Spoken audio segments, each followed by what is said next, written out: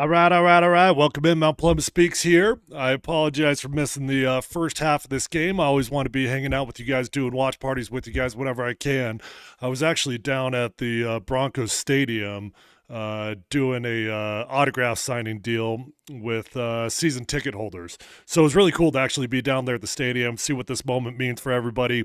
There are a bunch of fired up folks down there, a bunch of season ticket holders that been suffering for a long time. So got home about midway through the second quarter and had to miss a little bit of the game on my drive in, but of course I was listening to it. And I'll tell you this, man. First half football couldn't have been much more clean for both football teams. Really couldn't. I mean, both teams are.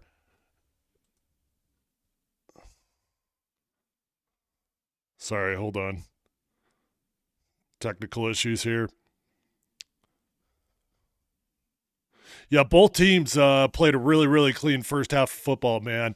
Bummer that the Broncos missed that field goal at the end of the first half. Those really might be the small details that could be a difference in this game. Was not surprised at all that Sean Payton came out with a fake punt in the first half. That's who Sean is. Every year he gets into the playoffs, he's got some trick up his sleeve, and he's not going to go down like he did against Cincinnati without swinging. So glad to be back with you guys in the second half here. And apologize for missing the first half. But I'm fired up about this opportunity ahead for the Broncos here, man. Really like the way they played in that first half. I really do.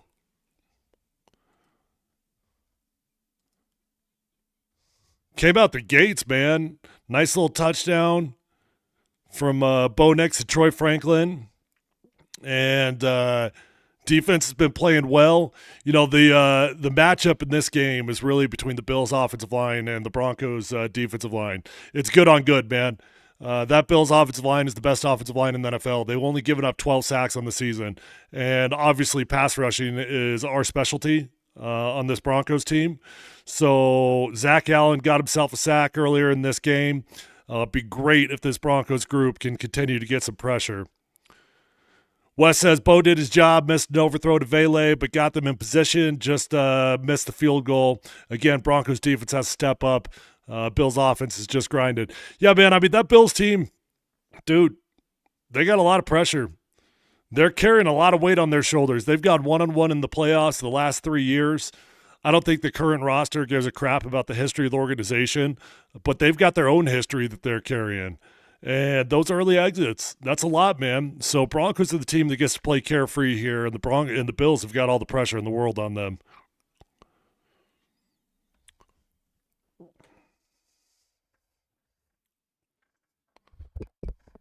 Pretty fascinating decision pregame. I'm sure you guys are all well aware of it, but Javonte Williams, excuse me, not Javonte, Audric Estime is a healthy scratch for this game. Tyler Bede had been on the injured reserve ever since that Jets game way back earlier in the season, and Tyler Bede was activated for this game. Audric Estime, a healthy scratch.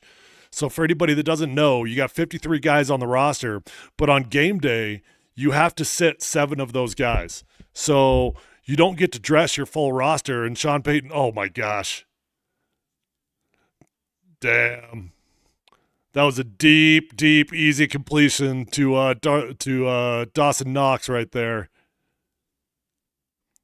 All right, now we need this Broncos defense to step up big. We need them to get a stop. We need them to at least hold them to 3 on this drive. Yeah, but anyways, they made that decision to go back to Tyler Bede, and I don't know what Audric Estime is doing behind the scenes, man. I don't know in practice, doesn't know the plays. Maybe he's fumbling in practice. What's going on? But Sean has refused to give Audric Estime a significant amount of carries for the entirety of the season. Damn.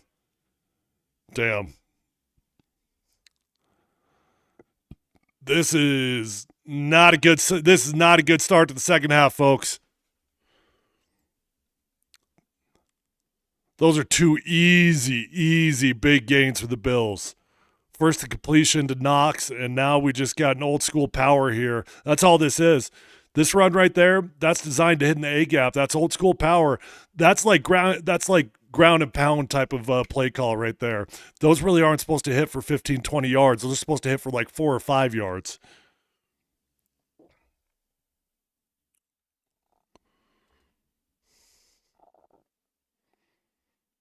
See if we can get big here. Joe says, looks like we made some good adjustments on defense at half. Yeah, not good. Not ideal, Bob.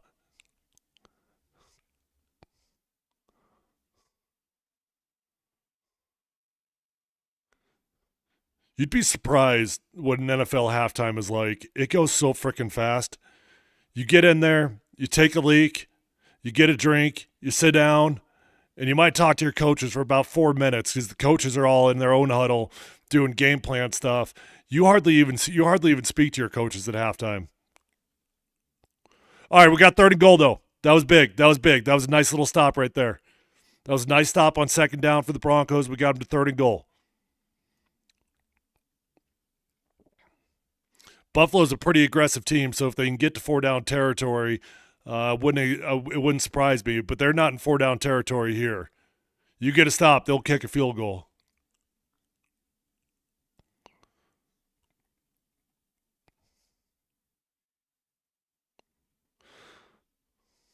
Come on, get some pressure. Get some pressure.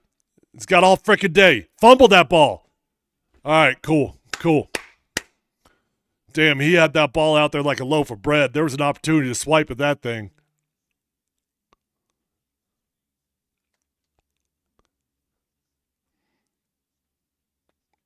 Yeah, that's a big win for this defense, man. That's a big win. I'm kind of waiting for Josh Allen to get his because he's going to get his at some point in this game, but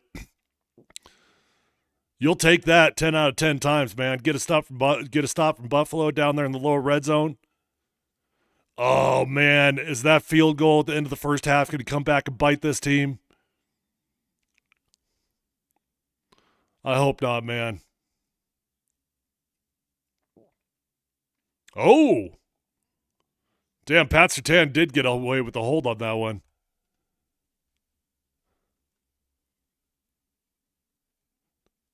Definitely got away with the hold. I thought Bo Nix was really sharp. Really sharp in the first half. 8 of 12, 102 yards, 1 touchdown. Not uber explosive, but to get through your first half of playoff football as a rookie quarterback without making any significant mistakes, hey, that's big time, man. It is. One thing you know about this quarterback, Bo Nix, moment's not going to be too big for him. We know that. I'm not saying he's played in as big of a game as this because he hasn't. I heard people being like, oh, Bo Nix has played in bigger games than this. No, he hasn't. This is the biggest game he's ever played in his entire life. But he's not afraid of the moment. Yeah, Jeremy, the next drive is going to be crucial for sure. It feels, I don't know if you guys feel like I feel, but I'm just waiting on Buffalo to get into a rhythm here. And if they could string together a field goal, get that with a touchdown on the other side, I'm just waiting for that to happen. So it feels like every possession for the rest of the game is going to be of uber importance for us offensively.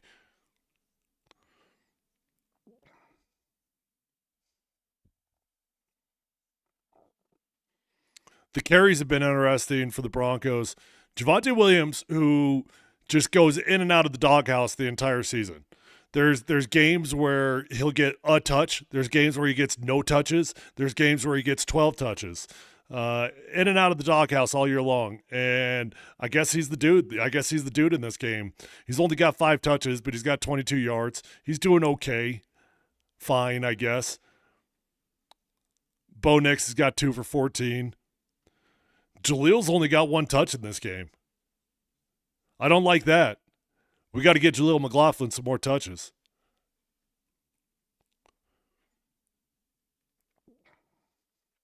He's 1 for -3. Damn, that drop from Cortland Sutton, though, at the end of the first half, that hurt, man. That hurt. Bo was trying, man. He was trying to get that drive going.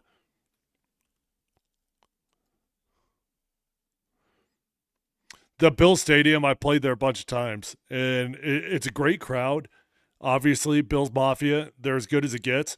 But the stadium's a bad design. The stadium goes out rather than up, right? And when you build those stadiums that go out, the noise escapes from the stadium. So as good as that crowd is, it's not as intimidating an environment as you would think. You can communicate relatively well in Buffalo.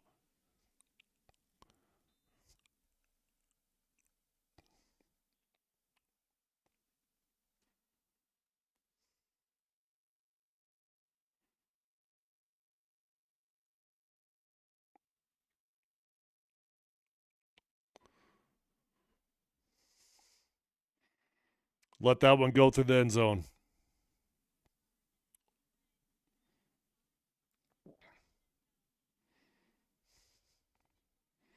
If you want to see some short, high percentage stuff, don't worry about that. You're going to get that, buddy. That's what this offense is. We are the kings of the wide receiver bubble screens. I promise you, we got at least 4 or 5 of them left in the bag for the second half of this game.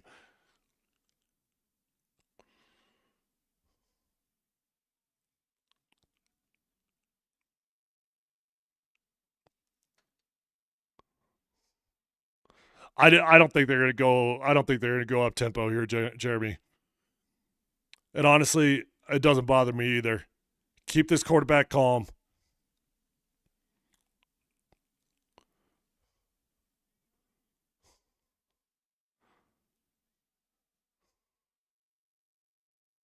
Damn, nothing there. Absolutely nothing there.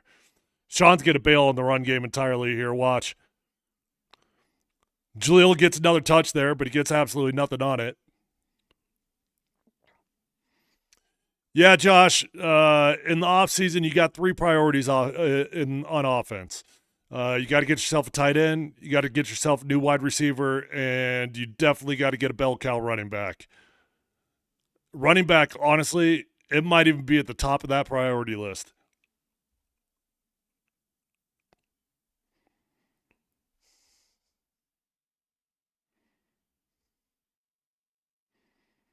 That was an interesting decision on 2nd and 9. I kind of like it.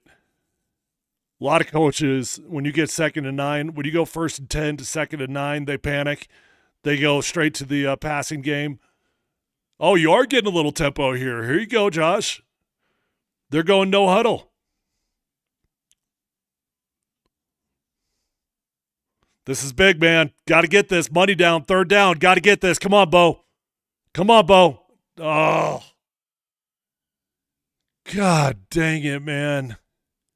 Dude, we've had a couple tips and overthrows that I've been nervous about turning into interceptions. When you get those tips and overthrows like that, that's when bad things happen. Come on, man. Our wide receivers. At least 2 big drops in this game.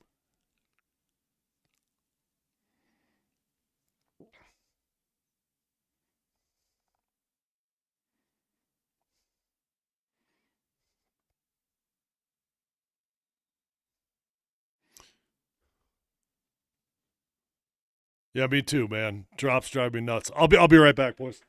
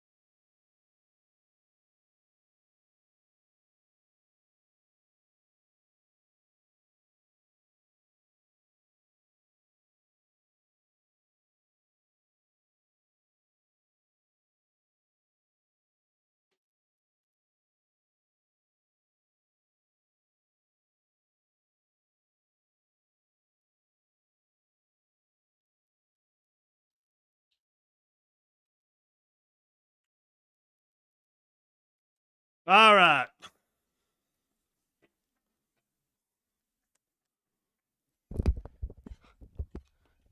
No more drops. For the love of God, no more drops, please.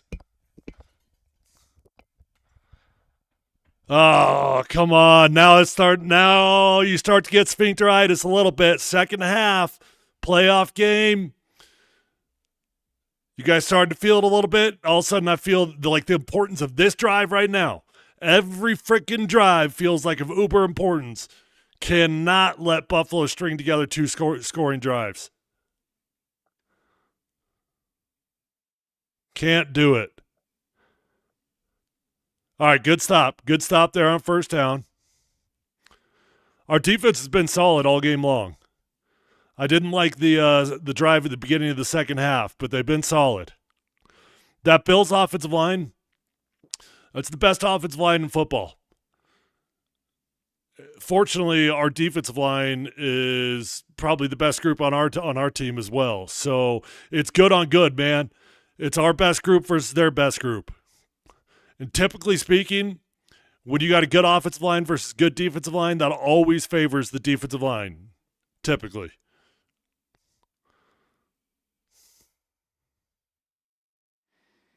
Too easy.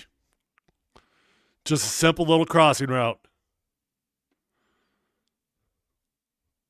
I do feel like our secondary, they've got some miscommunications that, and I don't know if that's a miscommunication or not.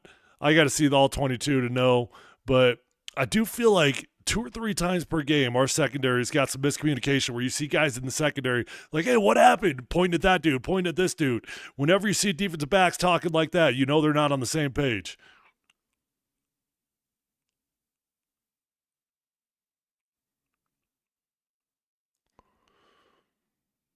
Come on. Come on. I don't like it. I don't like this. What's the flag? Go against Buffalo. Let's go.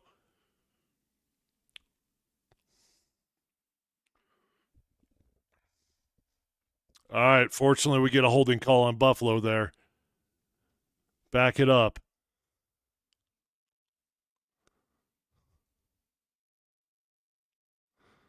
Denver's got to stay true to their DNA. Okay? The DNA of this defense is man coverage and heavy blitz. Okay? You get into the playoffs, you play a mobile quarterback, the tendency is you start to back off of that. You're like, maybe we need to go zone. No. Stay true to what you are defensively.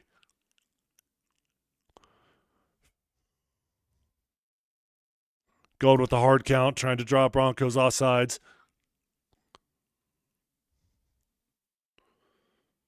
You guys notice Josh Allen uses the Omaha setup.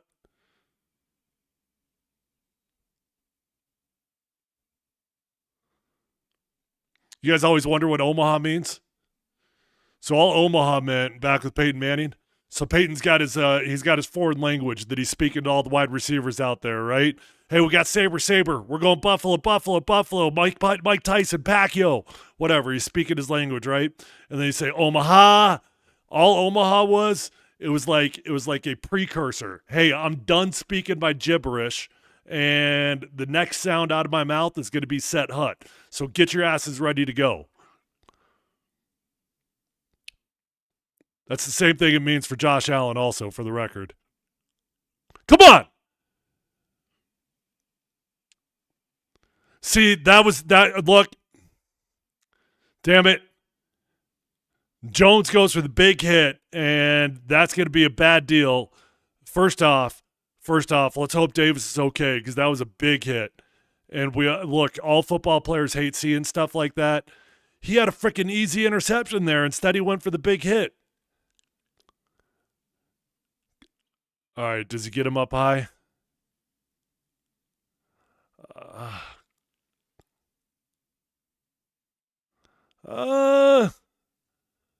I don't know. I mean, it's a bad hit, and I'm definitely not trying to take anything away from him because I sincerely mean it. I hope the dude's okay, but I think he hit him with his shoulder. I don't think that was helmet to helmet, was it? That looked like helmet to helmet to you guys?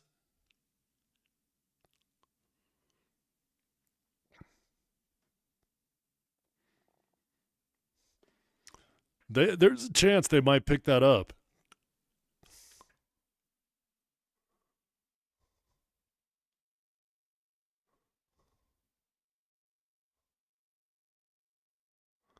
Yeah, I don't think that was helmet to helmet.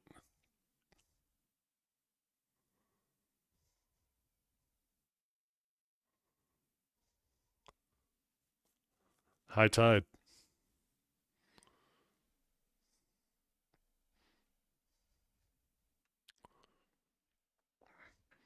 I got my AFC Champions hat on today. I decided I'd get a little Super Bowl action going on, get a little good mojo for this team.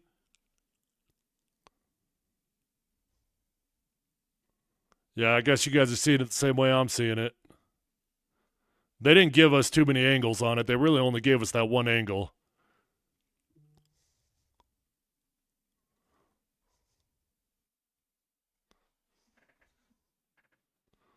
In today's league, though, man, you can't even make it close. Someone asked, why is that a flag? The NFL's getting soft. Hey, it is what it is, man. NFL's changed. You just got to you got to adjust. You got to play different. You cannot play around the head or neck area. You just can't do it. I know it's frustrating, but that's just the current reality of the NFL as it stands today. I felt bad for Kareem Jackson because Kareem Jackson played like 15 years in the league. Matter of fact, Kareem Jackson's playing for the Bills right now. I don't know if you guys know that or not. He'd been on the practice squad. He just got activated for this game. But I felt bad for Kareem Jackson because he'd been in the league so long. The rules used to be different when he was younger. But the game evolved. And unfortunately, Kareem didn't evolve with it. Damn. He is way out of it. He's got two people helping him walk.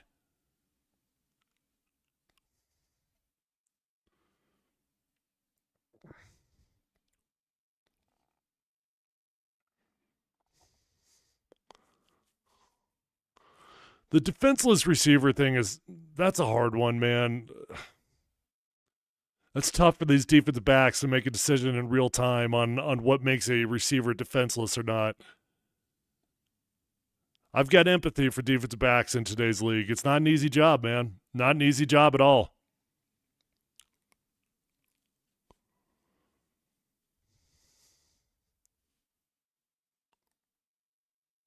Jones knew it, though. He knew it.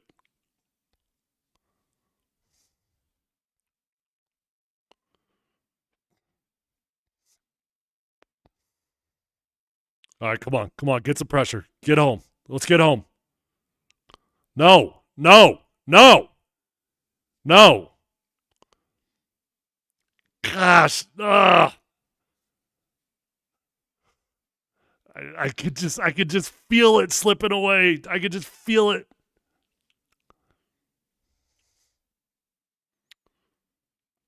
Yeah, it'd be great if we could get home to Allen, Jeremy. I'm telling you, this Bills offensive line, though, they're damn good.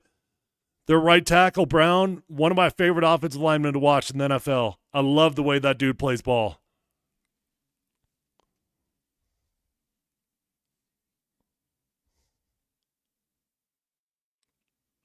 Steps up. Nothing there. Nothing there. All right, cool. 2nd and 10.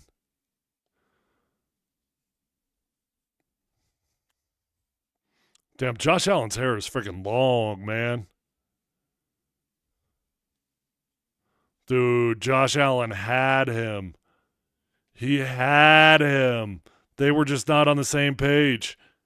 Thank God. Josh Allen's got to be feeling so much pressure, man. He has got to be feeling so much pressure. The early exits they've had, he's getting dangerously close to being in Jim Kelly territory.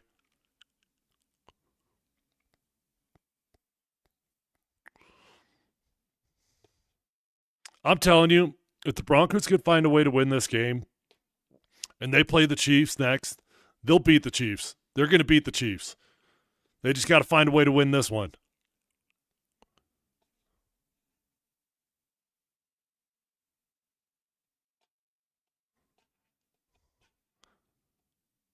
We cannot let Josh Allen just sit in the pocket like this, though. If we're not getting home with 4, we got to bring 5. Bring 6 if you got to bring 6, but we can't let him dice us apart. That's a nice play by Zach Allen there. I know that was an easy gain, but Zach Allen playing the interior defensive line position. Watch how quickly number 99 diagnoses this play and gets out there. All right, 4th and 1. 4th and 1. Come on. Come on. A little bit surprised that they're going for this one. But in today's game, man, analytics, 4th and 1, you're past the 40. Most teams are going for this in today's game. Come on. Oh, he made a mistake. He made a mistake. Did he catch that? You got to be kidding me. You got to be freaking kidding me right now. I thought Josh Allen made a mistake. I did. I thought he made a mistake because he could have ran for that first down, and he settled in there, ends up going with the circus throw. Tell me this is down. Tell me that hits the ground. Hit the ground. Dude, he caught that damn ball. Damn it. He caught that damn ball. That ball doesn't even touch the ground. Oh, he might be out of bounds. He might be out of bounds. Come on, get out of bounds. Get out of bounds. Get out of bounds.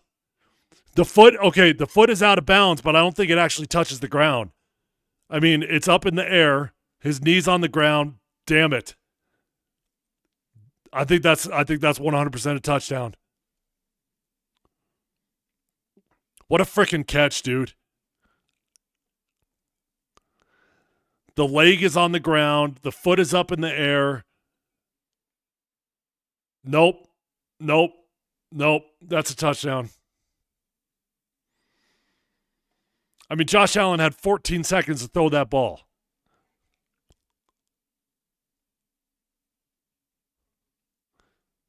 Dude, the Bills are freaking dangerous on the scramble drill. It's where 90% of their big plays come is when they get off schedule. It's the second effort plays for the Bills.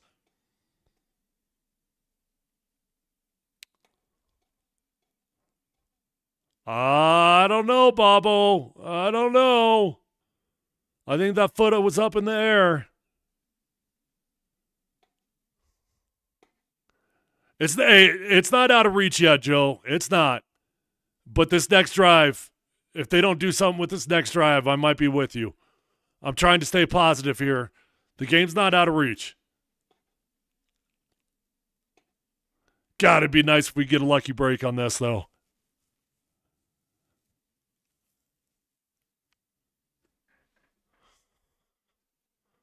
All right, a lot of you guys aren't convinced. Elvis says, I'm not convinced that was a catch. I saw his foot bounce one time and hit the ground. Bob thought he was out of bounds. Hey, man, I hope you guys are right. I think you're wrong. Now remember what the call was on the field, okay? Because it has to be clear, like perfect, crystal clear to overturn the call. Unfortunately, in situations like this, it generally defaults to it. And also keep in mind in situations like this, when they go back to New York, when they review these plays, who do you think's reviewing the plays? It's other referees. Other referees are reviewing these plays. They don't want to make refs wrong. They don't. They want to protect each other. So it's got to be clear as day to overturn a call like this, and I just don't think they're going to do it. Does that make you feel better, Tim, that the Chargers got whooped? No, I didn't expect that either, actually. I thought the Chargers were going to win that game. Justin Herbert freaking fell apart.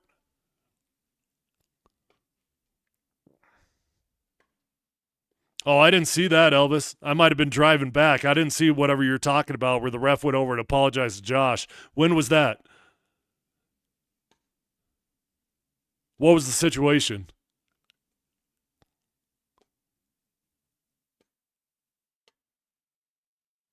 Call's good. Touchdown Bills. Damn. We had him, dude. We had him. Josh Allen could have ran for the first down. He backed off. Damn. Now we're going for 2 because analytics says go for 2.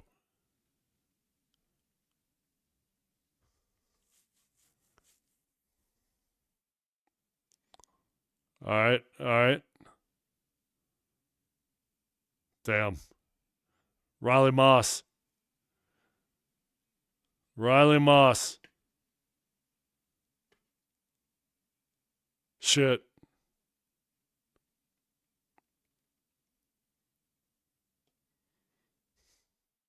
All right. Well, I can't remember which one of you was saying it feels like this game's already out of reach.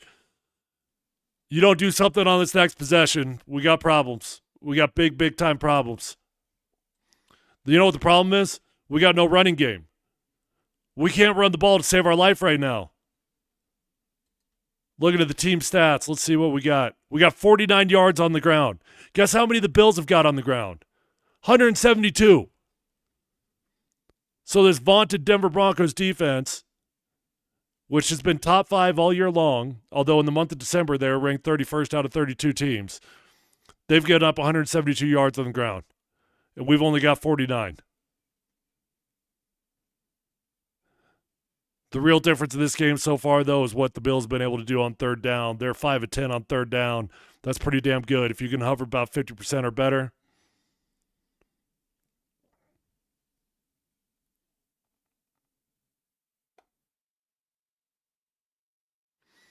No, I'm telling you what the determining factor is, okay? This is the way it goes. Whatever the call on the field is, if it is not clear as day that they're going to overturn that thing, they're not going to do it. They're just not going to do it. You've got other referees that are reviewing the current referees. They protect their brotherhood.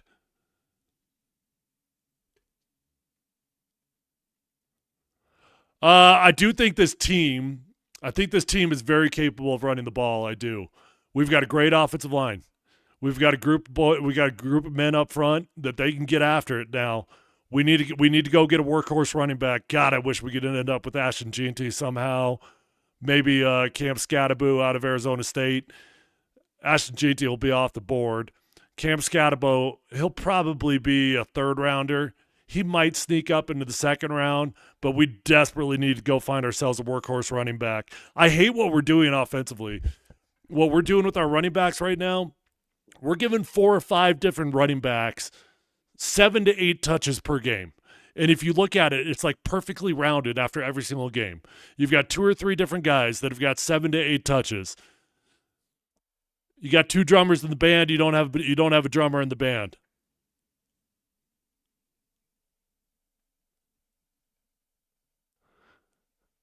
Nah, we don't have any 350-pound linemen, Tim, but we got some dogs. We got some dudes, man. I'm telling you. I like the group we got up front. And you know what? 350 pounds, it's not necessarily the advantage that you think. You got to be able to move in this league.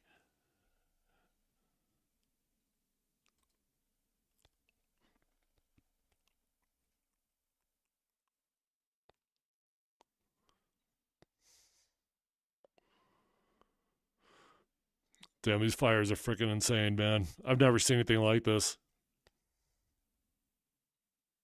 This is like these fires. This is like worse than like Hurricane Katrina. Like, this is insane.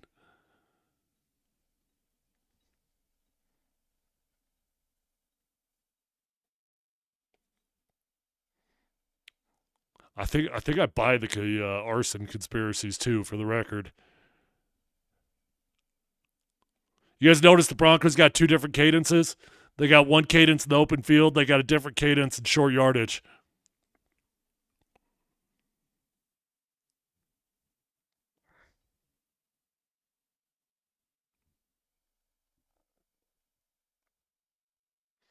Debo says we need to add a linebacker in the offseason.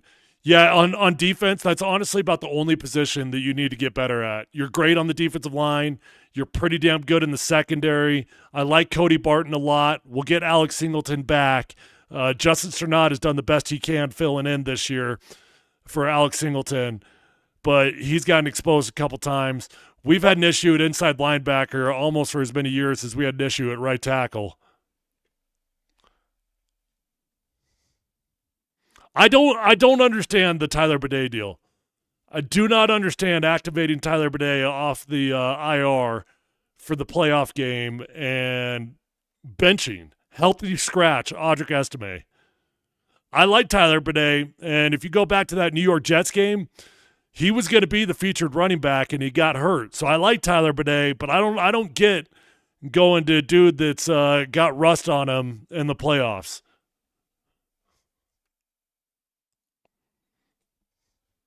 Damn, 12 minutes versus 30 on the time of possession. That ain't good. Now what?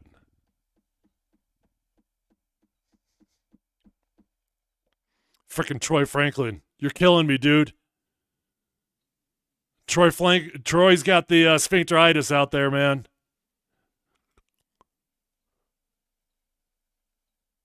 No, it's not. Sean Payton. Everybody loves to talk about firing Sean Payton. You guys realize he just took a rookie to the playoffs, a rookie quarterback to the playoffs.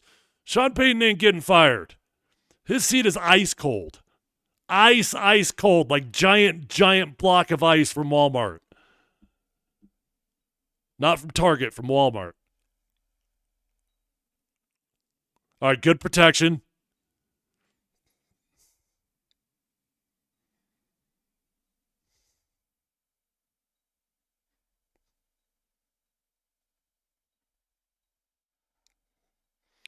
Bo had all day on this thing. Let's see if he had anyone.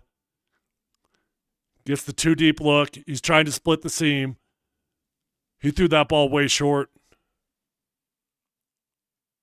That ball was behind. That ball was short. That was a miracle it was not an interception.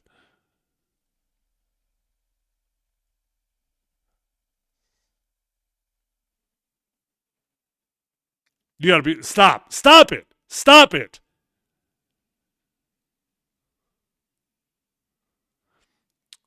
MVP of this game is Riley Dixon, our punter. Nice punt, nice tackle there by our punter. God bless it.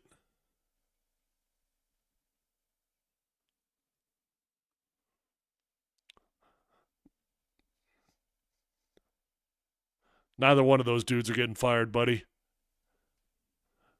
I could potentially see a change in the front office for the Nuggets, but Michael Malone's not going anywhere. Man, we are really forcing the ball to Troy Franklin in this game. Why? He's been our least productive wide receiver the entire game, or the entire season. Bo Nix is going back to his college whoopee. That's what he's doing. I don't know if you guys noticed, but the Broncos have not done well drafting college teammates.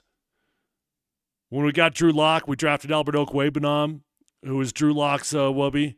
Now we got Troy Franklin with Bo Nix. I know Troy got himself a touchdown, which was nice to see. But Troy has been frustrating. Although I'm holding out for Troy Franklin because Marvin Mims was frustrating for a long time also.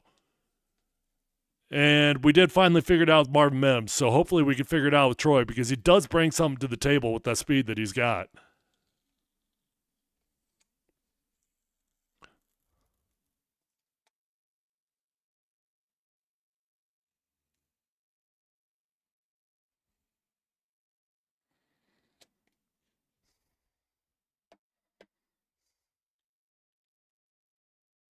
Hey, I think we all just got to take a deep breath. We got to take a deep breath, realize we I don't know what you guys felt, but if you had any brains at all, you probably were not expecting the Broncos to win this game, okay? Take a deep breath. Let's look at this holistically. We're not out of it entirely, although it does not feel good. It does not feel good at all. You're down by 2 touchdowns, and you just gave Josh Allen a short field. But even if you lose this game, man, we are playing on the house's money. What mattered at the beginning of this year? Figuring out if Bo Nix can play football. Bo Nix can play football.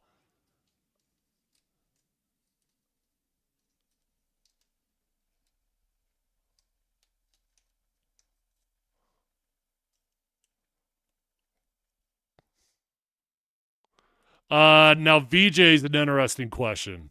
Daniel asks if Vance Joseph survives this game. Man, I don't know. I really don't. Vance is he's done a lot of good things this year. But I'm not so sure Vance Joseph was ever Sean Payton's guy. If you guys remember back to the hiring process, it took Sean Payton forever to hire a defensive coordinator. Generally, that means that he couldn't get the dudes that he really wanted. And I do think there's a lot of tension behind the scenes between Vance Joseph and Sean Payton. So I personally, I hope that Vance Joseph is retained because I think what we've been able to do over defense for the last year and a half has been really good. Way more good stuff than bad stuff. But I wouldn't be surprised at all if you make a move. And you know what? In almost every year, if you don't win a Super Bowl, whether you're an early exit in the playoffs, whether you don't make the playoffs, there's almost always a fall guy to some degree.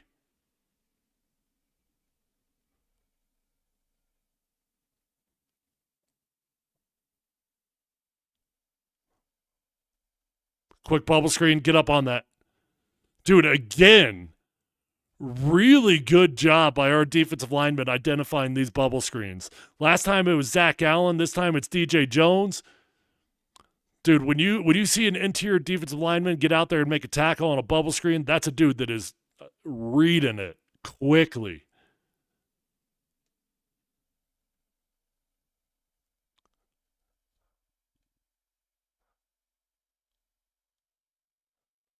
Bolt Deadpool asked me who do I think is going to win the Super Bowl and who do I want to win the Super Bowl.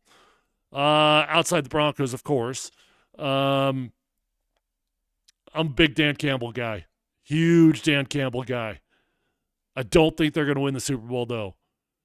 And I don't think you're going to like who I think is going to win the Super Bowl. I think the Chiefs are going to win the freaking Super Bowl again, and they're going to be the first team ever to go back to back to back. I do. I think the Chiefs are just going to eke it out every game. They're just going to sneak it out. They're going to win by 3 points. They're going to win by 6 points. They're going to look like they're susceptible, and they're just going to win another freaking Super Bowl.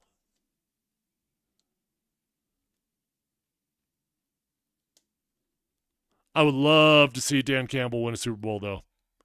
Dan Campbell's a Sean Payton protege.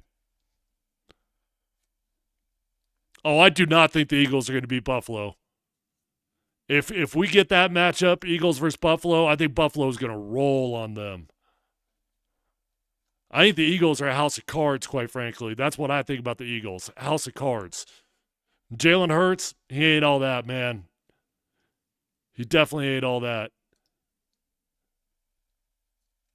Man, you guys got these messages flying in so fast I can't even read these things.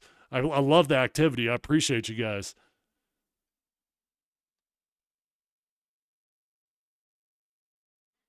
Somebody says the Bills are the oldest team in the league. I actually did not know that. That is fascinating. And if that's true, then whatever pressure the Bills have got, and they got a lot of pressure based off their early round exits, if they're the oldest team in the league, they got to capitalize now. And Broncos are the third youngest team in the league. I kind of like the balance the Broncos got, though. We're really young, but we've got some key veterans. So a couple key veterans that just bring enough experience to the table. All right, let's see what else we got. John says Bills are just going to bleed the clock from now on. Yeah, probably. They're running the ball well. Let's see. Last time I checked, the Bills had over 170 yards on the ground. Let's see where they're at now. Okay, yeah, it's still the same because they haven't been on offense. Duh. Yeah, Bills got 173 yards on the ground. I'd keep running the ball also. Get the hell out of Dodge. Be safe. Get healthy. You already got a couple of injuries for the Bills. Tim thinks Detroit's going to win it. Dan says a big defensive play could change the momentum, make this closer than it seems. That's the only hope we got, boys. Boys and girls. I know we got girls on this broadcast. It always surprises me how many women listen to the podcast. I love you guys that do it. I really do. That ain't a big play. It's a big play for the Buffalo Bills, and they damn sure didn't put the ball on the ground, and we damn sure can't tackle anybody, and we're damn sure down 28-7 now. What the hell happened on this? So much for the Bills are going to put the ball on the ground and eat up the clock. Yeah, VJ's getting fired. And just like that, I go from saying Vance Joseph's going to be retained I mean, how does that happen? Pat Surtain's in coverage on that, but I think that was zone coverage. I think Pat thought he had secondary help. I don't know, actually. I don't know if that was zone coverage. I got to see it again. I really need to see the all 22 on that. All I know is Pat Surtain was trailing him by about 8 yards.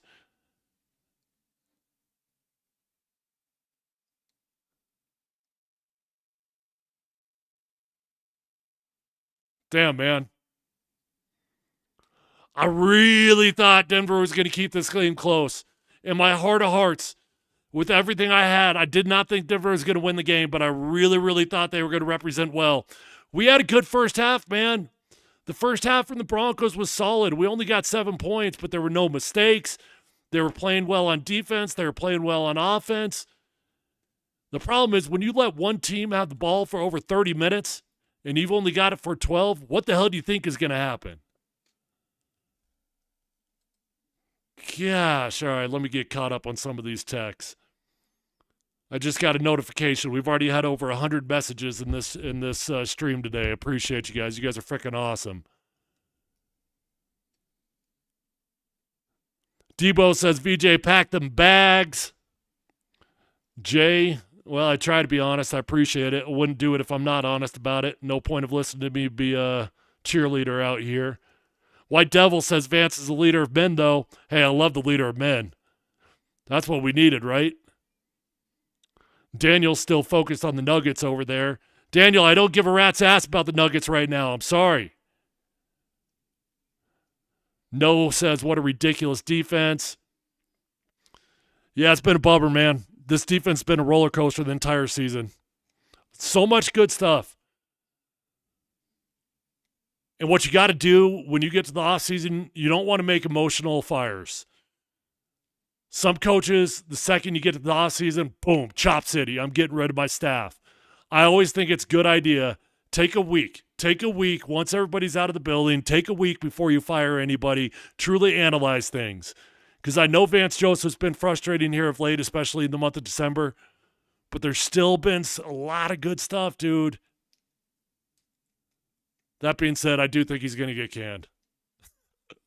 I changed my mind. I got the right to change my mind, okay? Mike says, it looked like there's a lot of quit on defense there. That's sad. That's sad. I can't fight it all too much. You're in a freaking playoff game. If we got dudes quitting out there, we got deeper problems than I thought.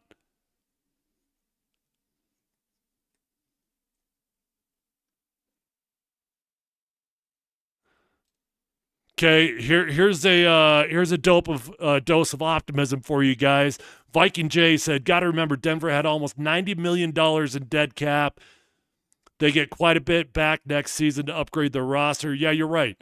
So it's not quite $90 million. That's not true. They took $45 million of it this year, and then they got to take the rest of it next year. But they did take the brunt of it this year, and the salary cap's only going to go up. We actually got plenty of cap space right now to make moves.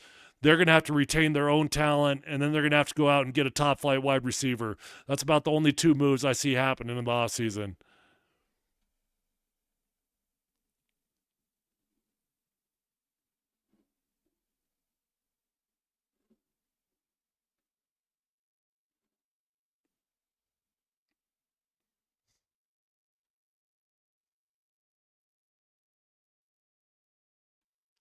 All right, Bo, show a little fight here at the very least. Like, can we get out of this game holding our heads high? Just don't fold. Don't fold this game, man. We're not going to win. Newsflash, the Broncos are going to lose this game. Come on, let's at least give ourselves something to go into the offseason. Look at that smug little smirk from Joe Brady. Joe Brady's going to be a head coach here pretty soon. Come on, Bo. Come on.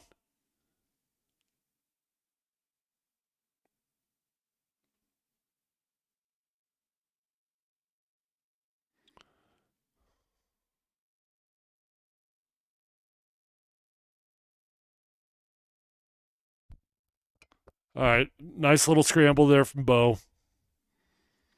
Damn. Ben Powers got his ass beat on that. Ben Powers gets paid a lot of money.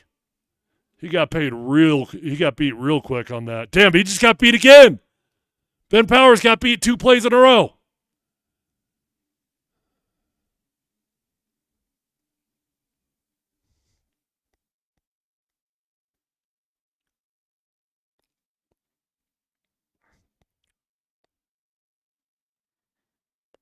Come on. Got to play quick. Got no time to waste. We're in a rhythm now, and I know everybody's going to be like, oh, where's this been all game long? Guess what? Buffalo's softening up. They're giving it to him. There's a reason why it always looks easy when they go into prevent mode and you go into 2-minute. Fans are always like, why don't we go in 2-minute the whole game? Because they don't play the same style of defense.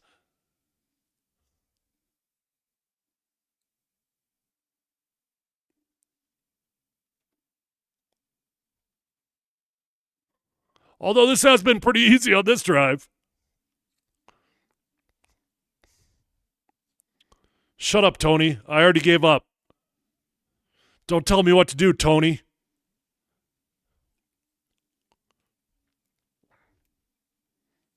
Oh, Troy's going to stay out there, Elvis. He is firmly planted into the lineup. Denver or Buffalo? Buffalo. Buffalo called the timeout.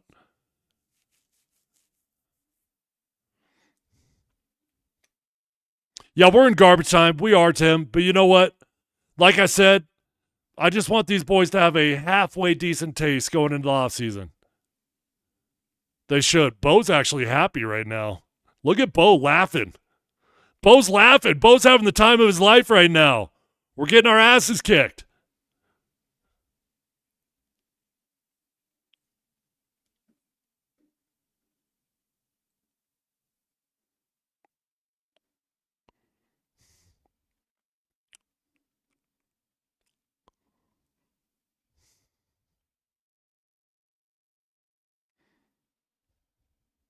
That Bills team has to be feeling so much pressure, but they don't look like they're playing with it.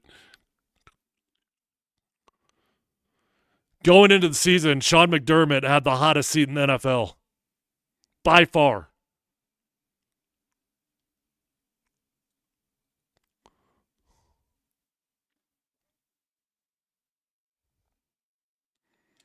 I don't like that. We'd been pushing the ball down the field so well. Why did we back off? We came out in a weird college formation there. That was a pistol look, but we had 3 running backs in the backfield. You see a lot of RPO, zone reads out of that type of formation.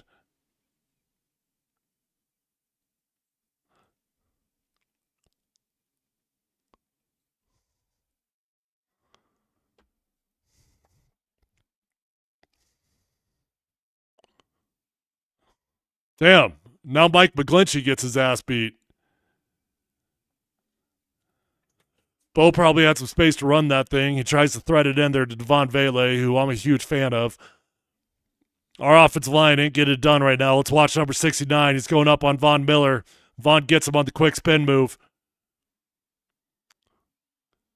Dude, pretty incredible that Von is still rolling, dude. If you guys think about it for a second, like I know we're all well aware about how long it's been since we've been in the playoffs. 9 years, right? Von Miller's still playing in the NFL. Von was not a young pup when we played in Super Bowl 50, and Von Miller is still playing in the NFL. That's nuts. I did the math the other day, and of what I could figure out, I think I only have 4 teammates from Super Bowl 50 that are still playing in the league. I think there's 4 of them, and 3 of them are special teams. So you got Matt Prater, he's still rolling. You got Brandon McManus, he's still rolling. No, Matt Prater wasn't on that team. What am I talking about? Why did I say Matt Prater? Matt was a teammate of mine, but he was not on that Super Bowl team. We have Brandon McManus. You got Aaron Brewer. You got Von Miller. Oh, damn, who's the 4th? There was a 4th. Oh, Shaq Barrett. Shaq Barrett is the other one. Shaq Barrett just got back into the NFL. He had retired, and he just came out of retirement, got signed by Tampa Bay in time for the playoff run. How many fingers have I broke? All of them. I don't know if you can see that pinky right there, but that pinky ain't in good shape. This finger right here, one time I dislocated it and it was going up like an L. I went back in the next play and it went out that way. It went out the other way. I dislocated it 2 plays in a row. Damn, Vaughn is kicking Mike's ass right now.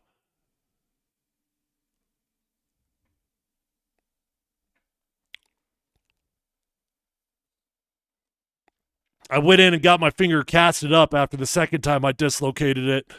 I missed 7 plays. Got my ass back out there on the field. All right, 4th and 2. I don't like it. I don't like it. I don't like it. We don't get it. God dang it, man.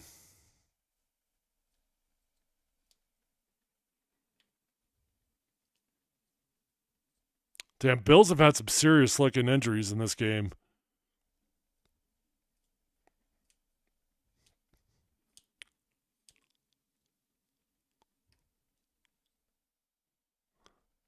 The second we threw that ball, I knew we had no chance.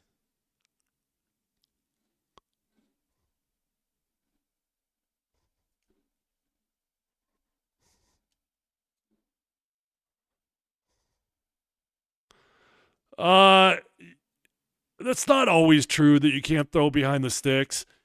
That route right there, that ball is always going to be designed to be thrown short of the sticks, but you got to be like within a half yard of the line of gain. And we threw that ball about 4 yards behind the line of gain there. So the problem with, like, when you throw behind the sticks, when you got comeback routes, as long as you got your momentum going towards the line of gain, it doesn't drive me as nuts. But that one, we just had no chance.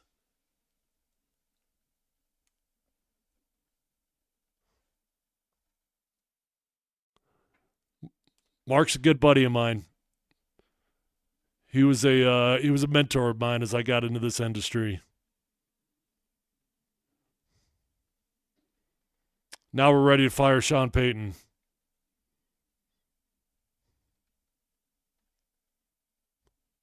No says 4th down, did not convert. So stupid, Broncos. Just pack your bags and get the hell out of here.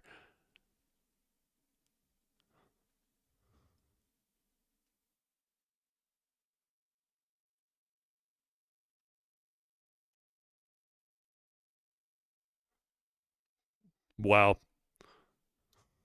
I'm a fan of Von Miller, and he found that extra gear. When Von gets locked in, man, there ain't nobody in the NFL better than Von Miller when he gets locked in. Even at this late stage in his career, I'm not saying he's the best in the league. He's not even close to it, but it's pretty damn impressive to see it.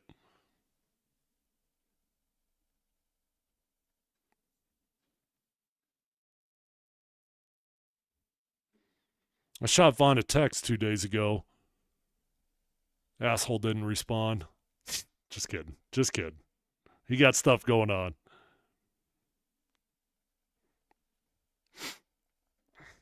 Hey, appreciate all you guys that are watching right now. We got over 1,000 people on Twitter. We got a bunch of people over there on YouTube watching right now. All you guys that are watching on Twitter, if you do me a favor, hit that link in my bio. Go over to my YouTube and hit subscribe. Mount Polumbus Speaks is the podcast. Put out 4 to 5 episodes a week. And a lot of them live only on YouTube. So if you enjoy the content, I do all 22 breakdowns, scouting reports, so on and so forth. If you enjoy the content, do me a favor, do yourself a favor, hit that link in my bio and go subscribe on YouTube. That's what I'm really trying to grow right now, and you'd be doing me a huge favor if you could do that for me. Matter of fact, if you really want to help me out, help a brother out. You want to help a brother out? Help a brother out. Hit like on my YouTube video and comment on it, not in the chat, but outside of the chat, comment on the video. That does crazy things with the algorithm, even just a few comments there. So if you would help a brother out, I'd be super, super grateful.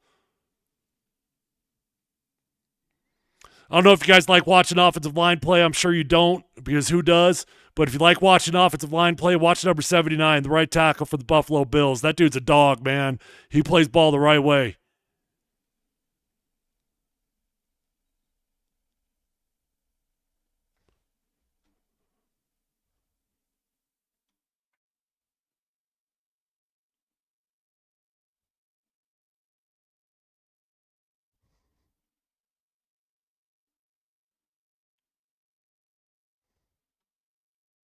Right out, Jay. Appreciate you.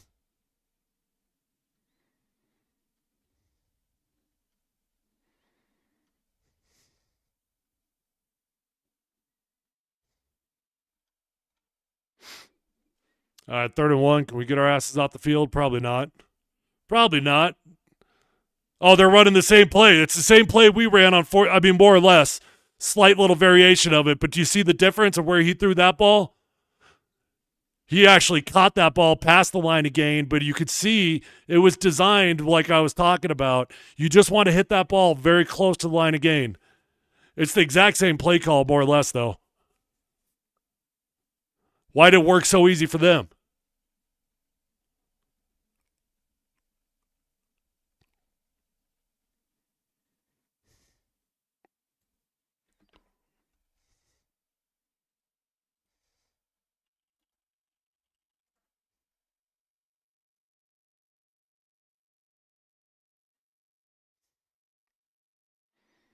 Zach Allen didn't make the Pro Bowl this year, which is just a freaking travesty. Pro Bowl's stupid. It's stupid. All the Pro Bowl is a popularity contest. Fans get to vote on it, which, is nice for the fans and all, but you never get the right guys in. Travis Kelce got the most votes of any player this year, and he had like the worst season of his career simply because the Swifties got behind his back. Zach Allen's not a household name, so he didn't make the Pro Bowl. He was second team All-Pro, and I would say even that was a travesty. In my opinion, there's not a better interior defensive lineman in the league than Zach Allen.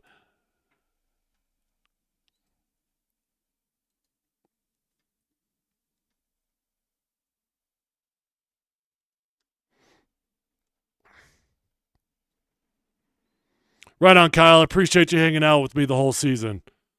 Game's not over yet. Hang with me, man. We got nowhere to go. We're not going to have ball for a long time. Might as well enjoy every last second we got this season.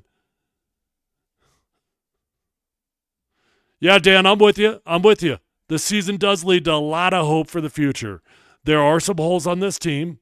There's not as many holes as you would think. For the first time in forever, the Broncos' priority is actually retaining talent rather than going out and getting talent. But can you imagine? Wow. Of course he caught that. Of course. But can you imagine this offense? We got the offensive line. We got a quarterback. If you could add a true, elite wide receiver, I love Courtland Sutton. I'm a huge fan of Courtland Sutton. But he's not elite. Courtland Sutton's like a top 12 type of wide receiver, maybe even top 15. Add an elite wide receiver. Add an elite tight end. Add an elite running back. Even if you don't get elite, but you get really, really good at those three positions, this is going to be a dangerous football team. And then you got to go out and you got to get yourself an inside linebacker. Inside linebacker is like your only need on defense. The only one.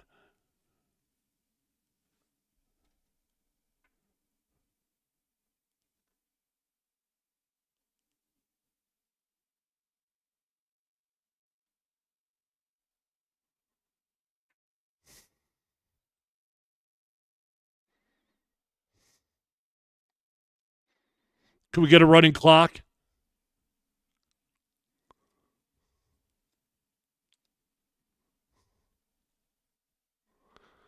Vance Joseph went from being on the fast track to become a head coach again. About halfway into the season, Vance Joseph was one of the hottest names to become a head coach. And he might just flat out lose his job.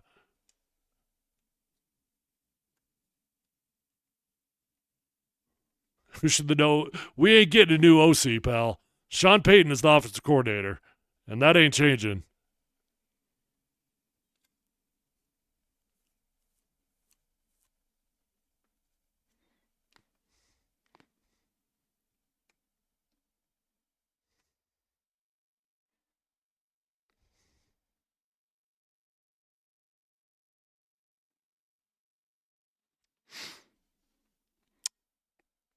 Brian Moss had a special season. He did. Unfortunately, he didn't get to finish the season the way that it began due to injury. And when he got back from injury, he just wasn't quite the same player. but he had a special year. Dude, hey, White Devil, I appreciate you hanging out, but you're wrong. You're wrong on that one. You're wrong about DJ Jones. DJ Jones is a baller. DJ Jones is a football player, okay? Very few people are ever going to recognize a nose tackle in a 3-4 scheme. And that might be why you feel like you don't think he's a good player, because you don't see him making a lot of plays. Nose tackles don't make plays in a 3-4 scheme. Nose tackles' jobs are simple, man. I'm gonna two gap on the run, meaning I got to play lateral. I got to be responsible for the A gap on my right. I got to be responsible for the A gap on my left, and then I'm gonna hold these offensive linemen off of those linebackers. That's it, man. That's their main priority. They're not getting after the quarterback. They're not going to make tackle. Oh, look at that. You guys watching this from Vance Joseph and Sean Payton? Oh, yeah, he getting fired. Oh, Vance Joseph getting fired. Oh, yeah. Tension is mounting. Sean Payton ain't happy with Vance Joseph.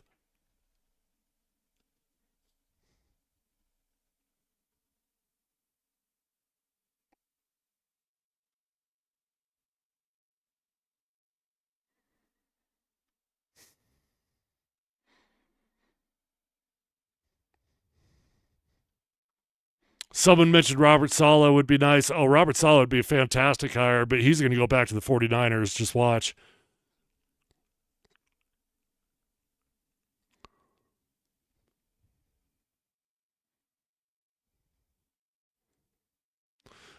Damn. I got this game wrong. I just got it wrong. I didn't think the Broncos were going to win. And never once did I think the Broncos had a chance of winning this game, but in my heart, I genuinely believed the Broncos were going to show really, really well.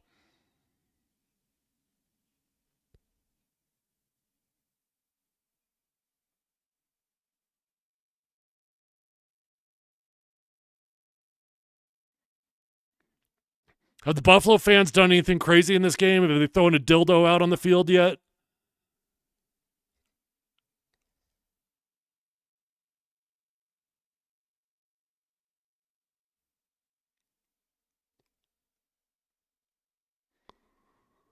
Bills fans, the only fans in the country that throw dildos on a football field.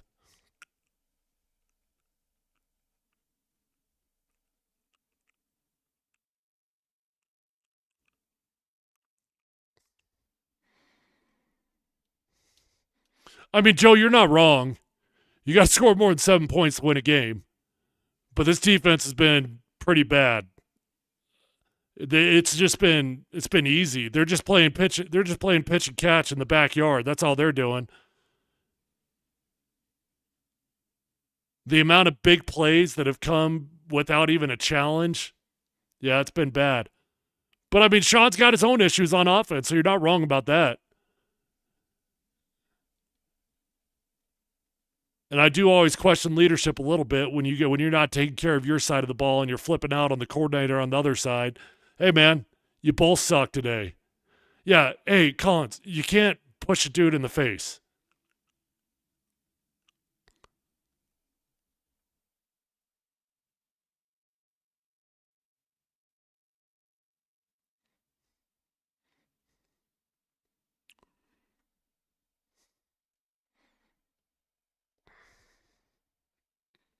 Hmm.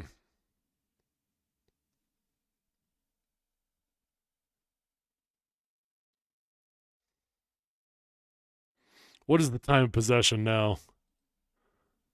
Let's see if I can find it. Jesus, man. Jeez. Time of possession in this game 36 minutes and 55 seconds for the Buffalo Bills versus 17 minutes flat for the Broncos. They've got over double the amount of time of possession.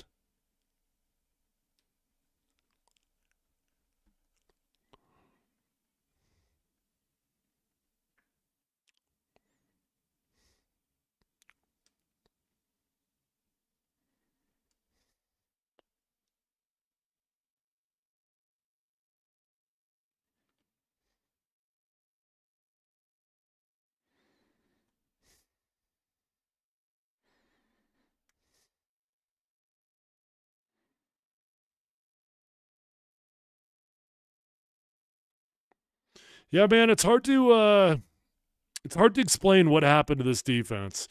It all it all lined up when the defense fell off the face of the earth in December, and they went from a top 5 unit to ranked 31 out of 32 teams. It all lined up when Riley Moss got hurt. And it's like, I know Riley Moss is a good football player, but you cannot tell me that our number 2 corner is that important to a football team that you go from top 5 to second to worst in the NFL. There were a lot more things going on than just Riley Moss being out. And yet you look at it, we got a fantastic pass rush. I love all of our defensive linemen. I love our edge rushers. Nick Bonito's a freaking animal. I'm not going to say he's Von Miller 2.0, but he's the closest thing that we've ever had to Von since he left. You love Jonathan Cooper on the other side. I like our interior defensive linemen. I like our corners. I'm okay with our safeties. I think we could get a little bit better. We need a better number 3 corner. We do need that. And we need an upgrade at inside linebacker.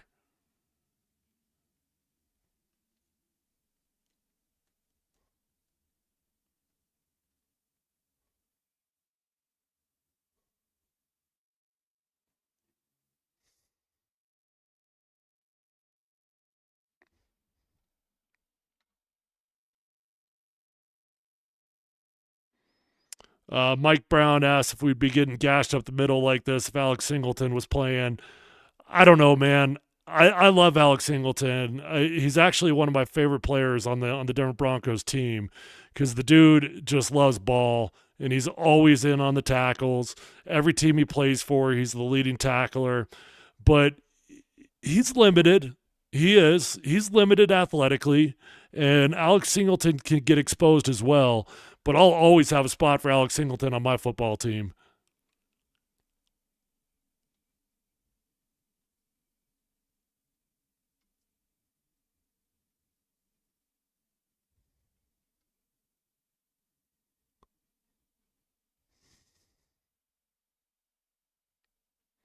Sam, that's an interesting theory you tossed out there, man. So Sam Sartucci said, it's almost as if there's something going on behind the scenes. Is Sean Payton interfering with Vance Joseph's ability to coach this defense? Who knows, but it almost seems that way. I think you're a pretty smart dude, man. Look, do I know this for a fact? I don't. But I've heard rumors, and I've heard some stories that, in particular, go back to the Baltimore game when we really changed what we were doing defensively. We went from a man coverage team that blitzes all the time to playing zone coverage, only rushing 4. I was told in that game that was a Sean Payton game plan. Look, it's all a giant game of telephone, right? And so by the time I get information like that, how accurate is it? I don't know, but I think it's a fair question from Sam, wondering how much Sean Payton's been involved in in defensive game plans.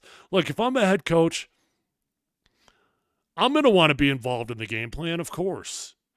I'm going to want to influence the game plan, but you do got to let your coordinators do their deal. Nobody likes to be micromanaged.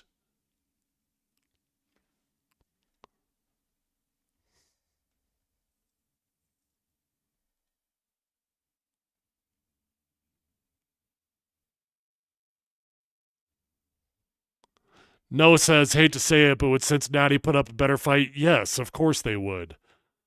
Yes. And there's a reason why nobody in the NFL wanted Cincinnati in the playoffs. Joe Burrow is the most dangerous quarterback in the NFL, plain and simple. That's it. Josh Allen's probably going to win the MVP this year, but Joe Burrow is the most dangerous quarterback in the NFL. Nobody wants to face Cincinnati in the playoffs. That's why a lot of people thought the Chiefs, not only did the Chiefs not play their starters, but a lot of people thought the Chiefs intentionally lost that game simply so that they could keep Cincinnati out of the playoffs. Hey, watch this commercial. Jamal Murray's going to make a shot. Hey, Jamal made a shot.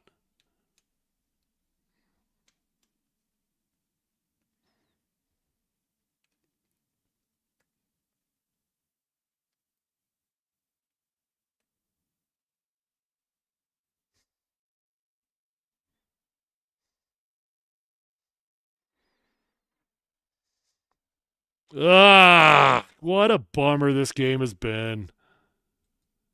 What a freaking bummer. I don't know how you guys were feeling at halftime.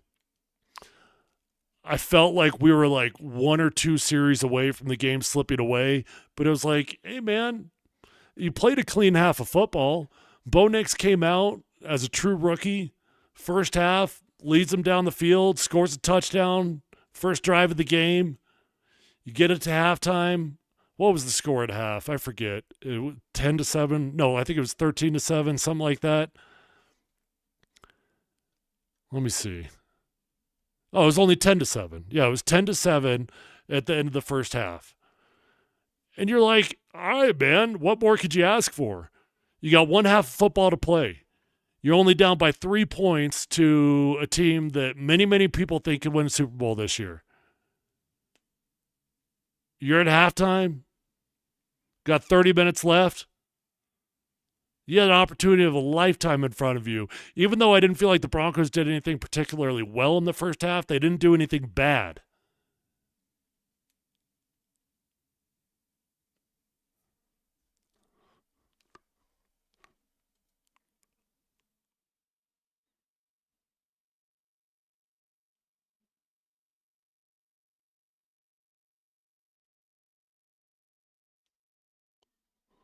Josh Allen has a boo-boo.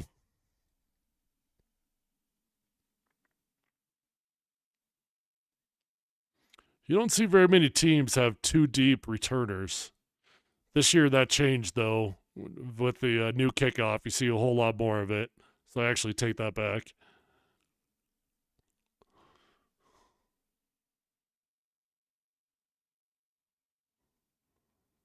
303 West says that the play calling's a big problem on offense. The scripted drives are great, then they can't do anything. Again, a pretty astute observation. You guys are smart fans, man. You are. Sean is arguably top 5 play caller on his first 15. If you don't know what the first 15 is, almost every play caller, they script the first 15 plays of the first half, and it's just a guide. You don't stay like perfect to it because obviously you got to stay on schedule. But on the first 15, Sean's always been one of the best play callers in the NFL. And then the rap on Sean has been if you could get him off schedule on that first 15, he struggles. So another pretty astute observation from you guys.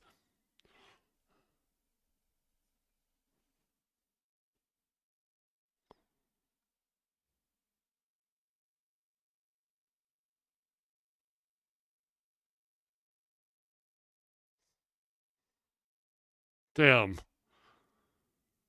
Yeah, these guys are 1-2-3 Cancun. They pack their bags. They're ready to get the hell out of Dodge. Another stupid drop for more wide receivers. I don't know how many drops we've had in this game, but it's got to be at least 4. I like Devon Vele. I don't know where he wants the ball put other than that, though.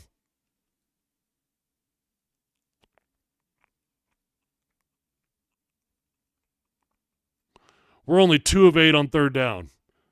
Newsflash, you ain't going to win games doing that.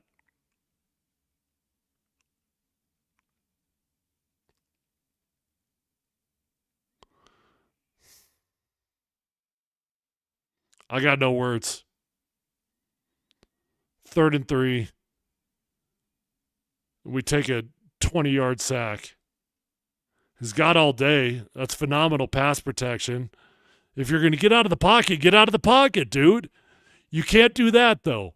You can't get like halfway out of the pocket and then stop. That puts your offensive line in a really, really dangerous spot.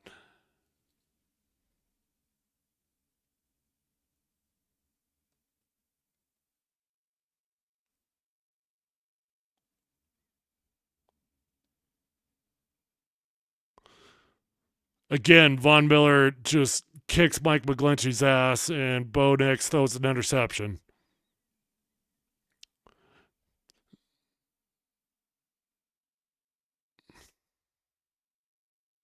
Hey, that's a penalty for the record. You can't take your helmet off. He don't care. He don't care.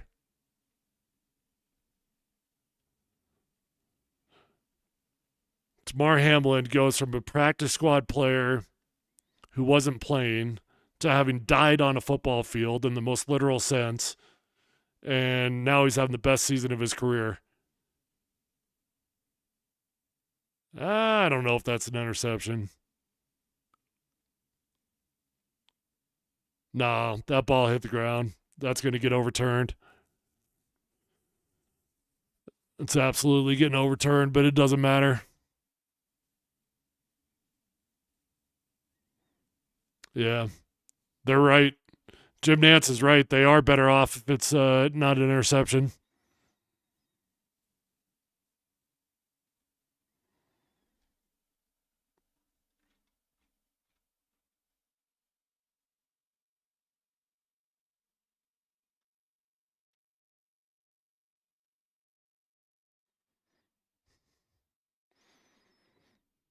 See, there's someone out there on the thread right now, watching in on this stream right now, that is hanging on to a mindset that we will all get back to. It's going to take us a little bit of time to get over this game, but once you digest it, you get to the offseason, I think we're going to all be at the same place that Schuler, I'm sorry if I butchered your name.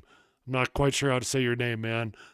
Schuyler says, hey, we weren't even supposed to be here this year. Look, you know what? It is going to take a little bit of time to get over this because this is an ass kicking, and I don't think anybody really expected us to get our asses kicked like this. But I really do think in a week, 2 weeks, once you get over this game itself, you're going to look back at this season and you're going to be like, dude, we figured out Bo Nix can play football, number one. Bo Nix looks like he's as legit of a quarterback as anybody else in the NFL. You made it to the playoffs in his rookie season. Certainly nobody expected that. I mean, you want to take yourself back? I mean, if you really want to force yourself to have a little bit of positivity, remember what you were feeling after the first 3 weeks of this season? I mean, I wasn't so sure we were going to win another game the rest of the year. So this game sucks. It's an ass kicking. It's humbling. It sucks for the boys that they got to go into the offseason with a taste like this, but it can be motivating, and it was a tremendous season in the big picture. It was. There's no way to get around it. We accomplished everything within a realistic hope. Anything that you could realistically hope. Not winning a Super Bowl. Nobody thought we could actually win a Super Bowl this year. But of things you realistically were hoping for this year, you accomplished just about everything. I'm sorry, nobody likes toxic positivity when you're getting your asses kicked. Either do I.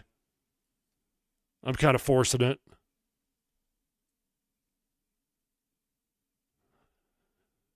Damn, the comments are flooding in. Love you guys.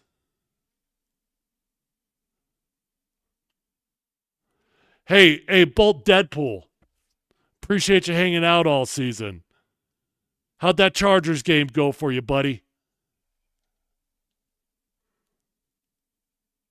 303 Wes ain't feeling the positivity. Says the problem for next year is that Sean Payton's still calling plays. Well, that ain't changing. As long as Sean Payton's the head coach of this team, he's calling plays. Dan says, I'm ready to see what the draft is and what free agency moves we're going to have.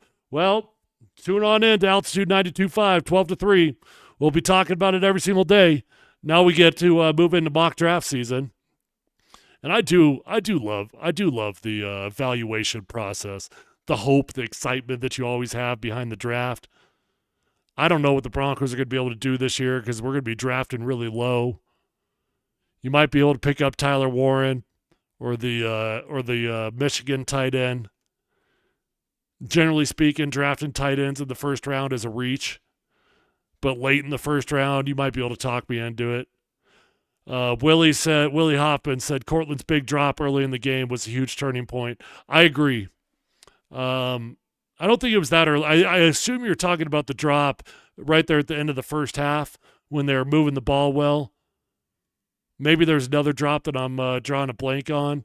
That drop did suck, and it did absolutely kill that drive. You had an opportunity. Look, they still should have kicked the field. They still should have made the field goal going into halftime, but they had a real chance on that drive. Thomas says it's frustrating. Sean Payton is a huge reason they made the playoffs, but his play calling holds them back a lot too. Doesn't seem to be an easy fix for that. Look, you also got to keep things in context, okay? If I'm gonna try to give a little bit of positivity here for Sean Payton, whom I know a lot of you are very frustrated with, also realize he was calling plays for a rookie quarterback this year, right? He was, okay?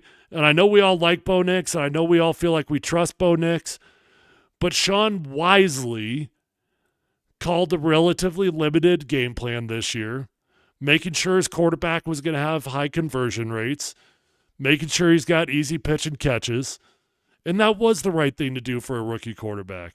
So will the offense evolve in the offseason? Some of you might just have no hope for that. I do have hope personally. I've got hope the offseason will cause this offense to look radically different.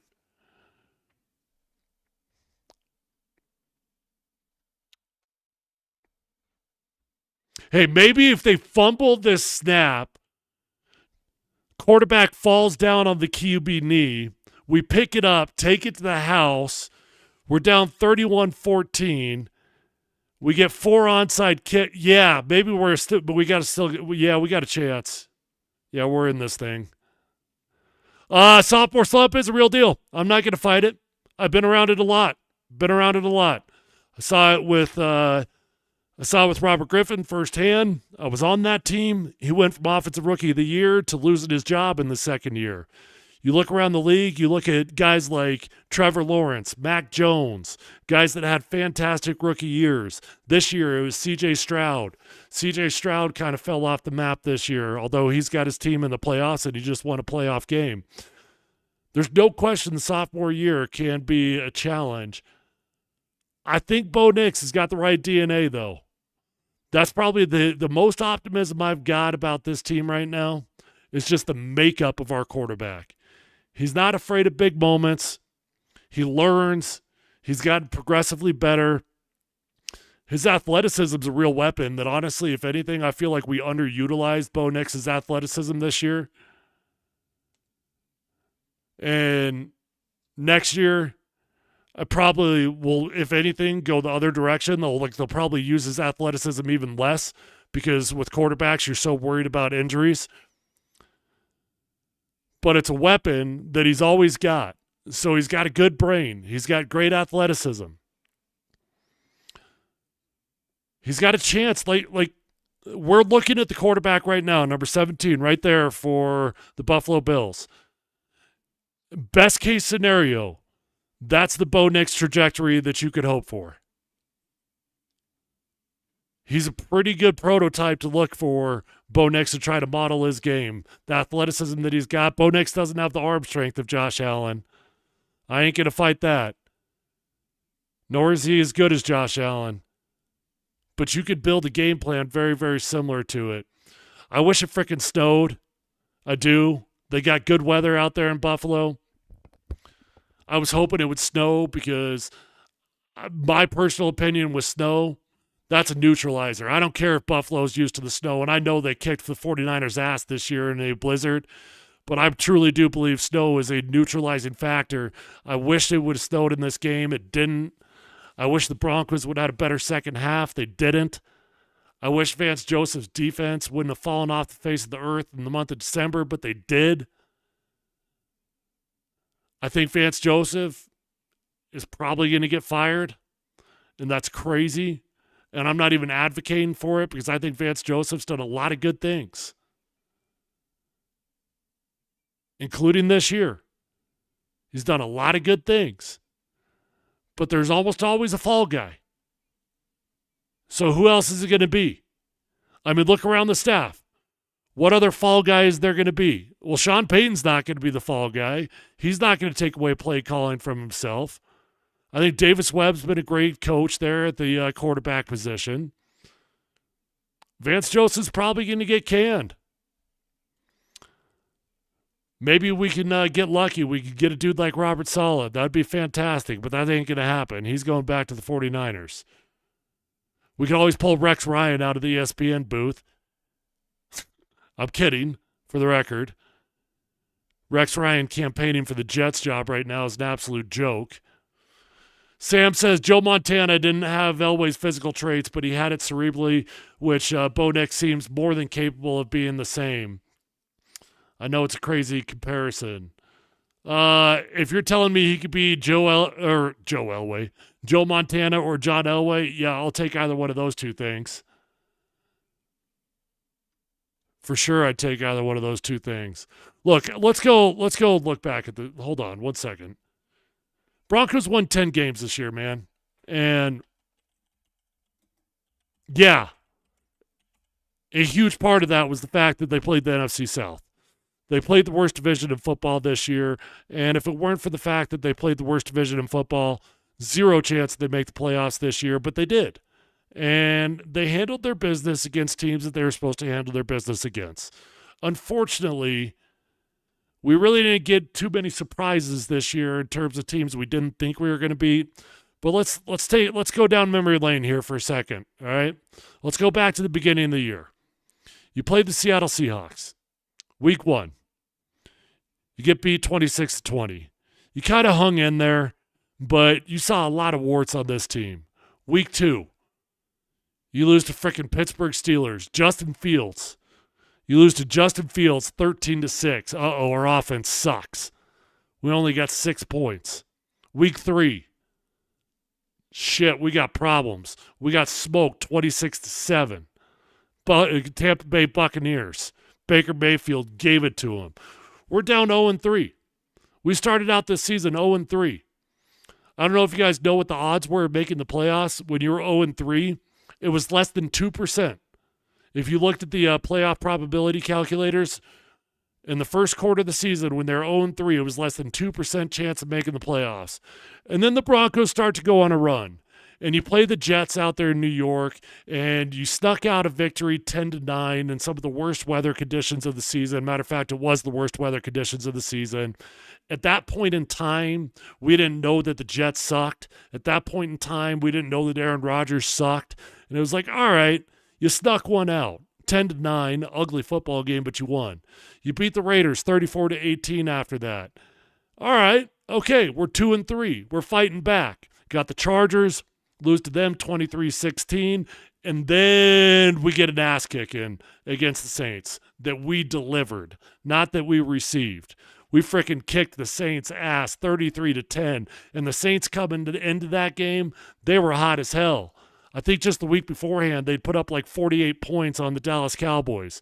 The Saints were hot as hell. We get the Panthers, 28-14. Okay, so now we've got a victory against the Panthers, the Saints, the Raiders, the Jets. We got 4 wins. We're doing okay. Playoffs is still a huge pipe dream.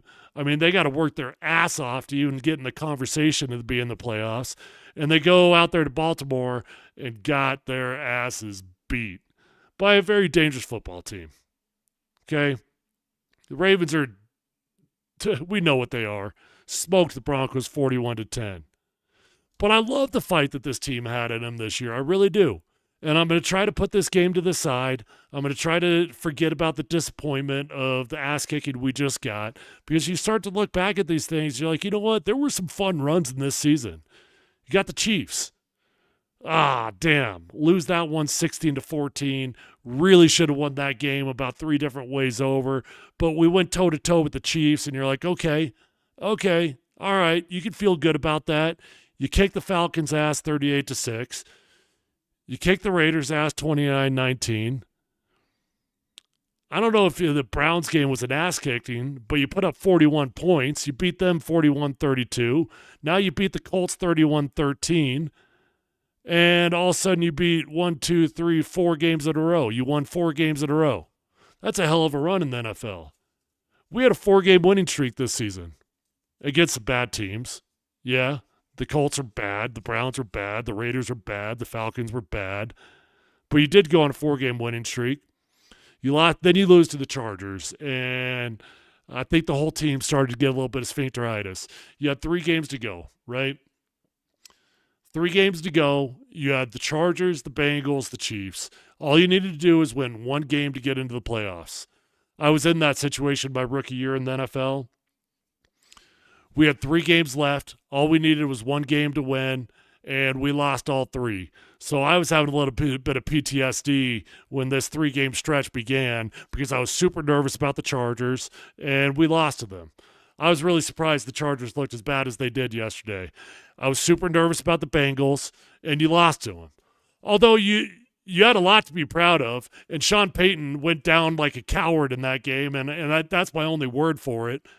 You got a chance to freaking beat the Bengals. You got a chance to beat the Bengals in regulation. All you got to do is go for 2, and we play for overtime. Like, that was the most frustrating game of the whole season to me. Not even this Bills game. The most frustrating game of the whole season was you had a chance to beat freaking Joe Burrow. Go for 2, man. You're on the road. You're the inferior team. Everybody knows when you're on the road and you're the inferior team, you always go for 2. And yet somehow, some way, you went into overtime of that game, and God, what the hell happened?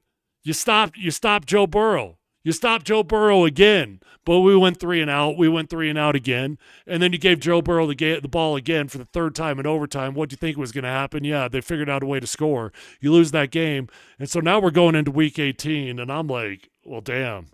I know we're playing the Chiefs JV squad. I know we're playing the backups, but we are on a losing streak right now, and there is a lot of pressure to get in the playoffs, but they handled their business. And I really didn't know how I was going to feel because I didn't want to just limp into the playoffs with a stupid win against the Chiefs JV team. I wanted to have some good mojo so you could go out to Buffalo and put up a fighting chance. And I didn't think I was going to feel that way. But they kicked the Chiefs' ass so badly that I did feel really good, man. They didn't just beat the Chiefs. They beat them 38-0. Kicked their ass. And I was like, you know what? Screw it. So I got a little bit of toxic positivity in my life. And I was like, I got so many good vibes going into this game against Buffalo. I never once thought that the Broncos were going to win this game. But in my heart of hearts, I thought they were going to look really, really good. And they kind of did for a while in this game before everything went to hell in a handbasket. You get to halftime, and you're only down 10-7. And it could have been a tied ball game. You could have gone into halftime, a tie ball game, but we doinked the field goal. Our special teams are actually pretty good for the most part the entire year. And then you come out in the second half, and it was only a matter of time in this game. It was a matter of time until the dam broke because the Bills were kicking our ass in time of possession. Even in the first half, they were kicking our ass in time of possession. And when you hold on to the ball as long as the Bills did in this game, eventually a defense is going to break. That dam's going to get a crack or two, and all of a sudden the floodgates are going to open. And damn did the floodgates open in this game. You guys realize how many yards the Bills had in this game?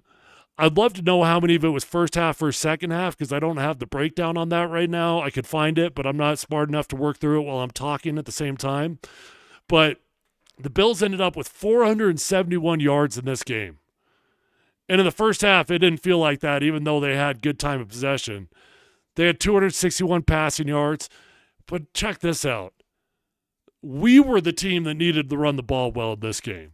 We were the team that needed to eat up the time of possession.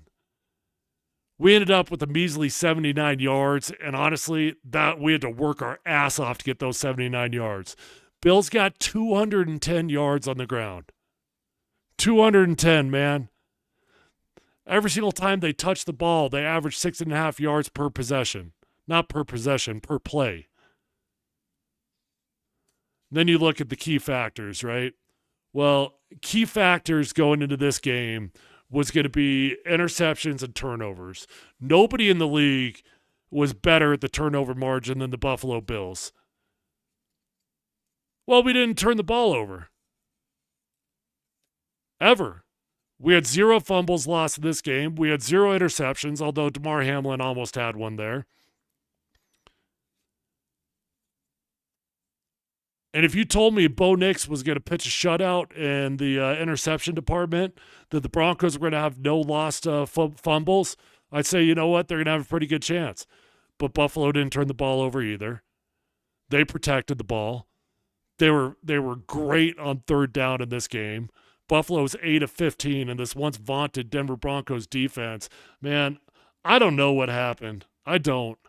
Everybody was and yeah, somebody points out the Audric Estime situation.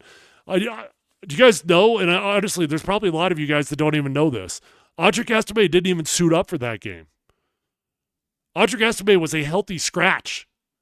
They brought Tyler Bidet off the IR, and you've got 53 guys on the roster, but on game day you can only dress 46. So you got to pick 7 bodies off your 53-man roster that don't get to put pads on.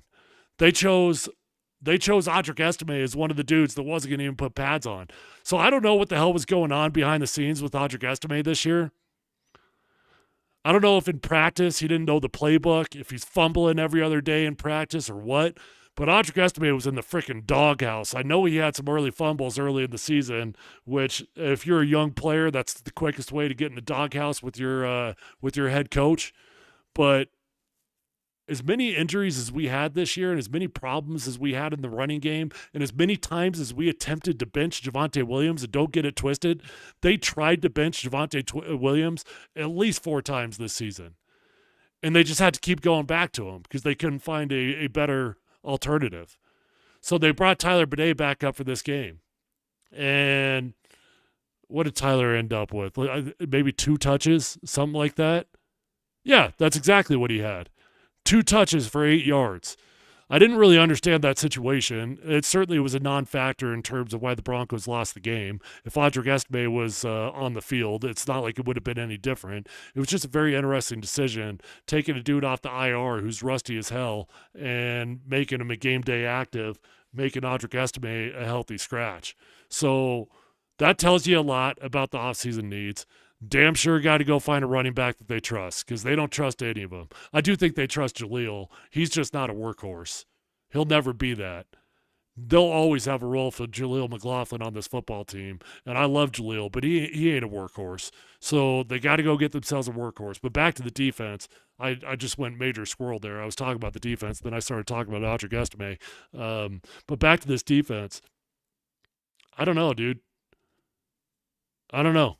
You were top 5 all year long. You had a tremendous pass rush. Nothing ever changed with the pass rush. Even when our defense sucked for the entire last month of football that we played, our pass rush was still great. I like our secondary.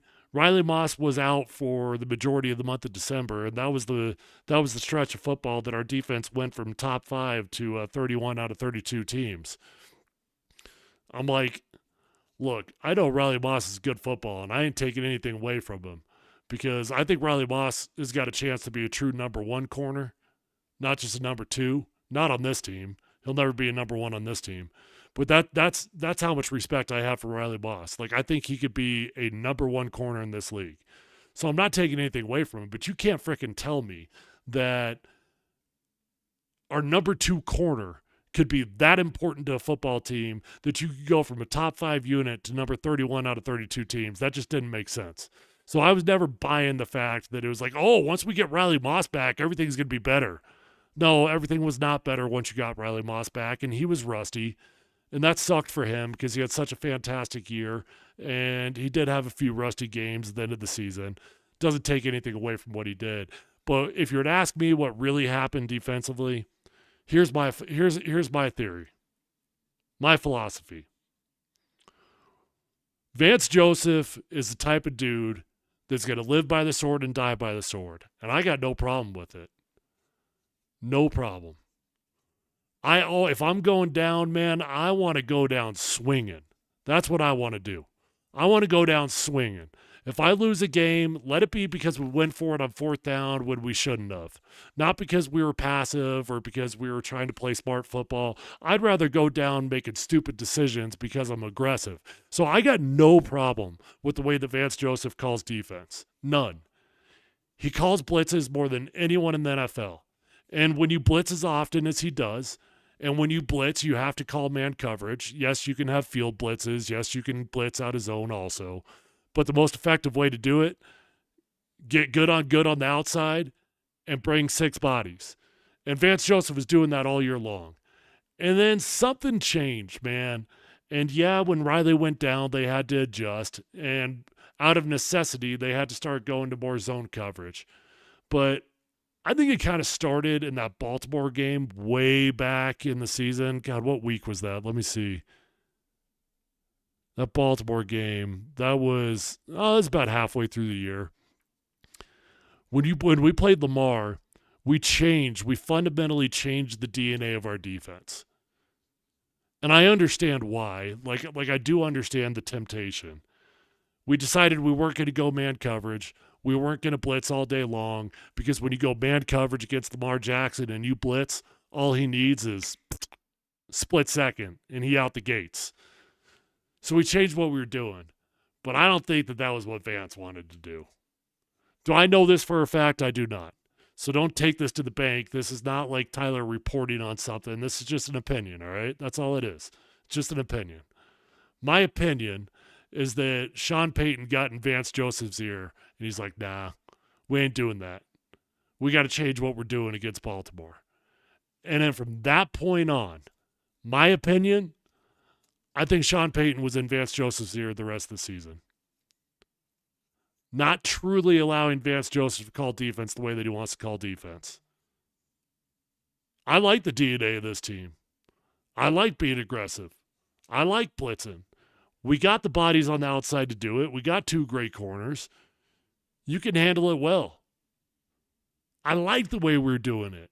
And something changed. And I have a hard time believing that Vance Joseph, that's just who he is, man. That's how he calls plays. Go back and watch the Vance Joseph era in Arizona. It was the same deal, man. And yeah, they would give up big plays because when you live by the sword, you die by the sword. But they were always aggressive. And I think Sean Payton just started getting in his ear every single week. I'm not saying that if I was a head coach, I wouldn't want to have influence on the defense. Like if I was an offensive-minded head coach, would I want to have influence on the defense? Hell yeah, I'm the freaking head coach. Of course I want to have influence. But there's a line. There's always a line, right? And you got to trust the dudes that you hired to do their job. So, again, this is pure speculation. I don't want to see anybody out there tweeting, oh, Tyler said that Sean Payton wouldn't let Vance Joseph do his deal. No, that's not what I'm saying. It's just my opinion. And you could see the mannerisms. You could see the body language. We clearly saw it today. I mean, Vance Joseph and Sean Payton flat out got into it. Sean flat out was just dog cussing Vance Joseph on the sideline in the middle of the game today. I'm kind of like, hey, Sean, why don't you worry about your offense? You scored 7 points. Why don't you worry about that? So I think Vance Joseph's out of here. I don't even think that's the right decision. I think the right decision would be to ride it out with Vance. I think a lot of you might feel differently than me. A lot of you might be ready to get rid of Vance Joseph. I actually got a lot of respect for Vance Joseph. You talk to any of those dudes in that locker room, and I promise you, ask 10 dudes, how do you feel about Vance Joseph? 10 out of 10 dudes are going to tell you they'll run through a wall for him. They love that dude, man. But there's always a fall guy. Always. And Vance Joseph's probably going to be the fall guy. I'm a tweener on Sean Payton. I'm a tweener. So on my radio show, we PhD, Polumbus, Hastings, and DMAC. 12 to 3, Altitude Sports Radio, 92.5. Check us out, Monday through Friday. We got the 3 of us, right? And Scott Hastings is not a fan of Sean Payton at all. DMAC is like, he turned into like the biggest Broncos cheerleader of all time. He loves everything. He loves Bo Nix. He loves Sean Payton. Everything's awesome.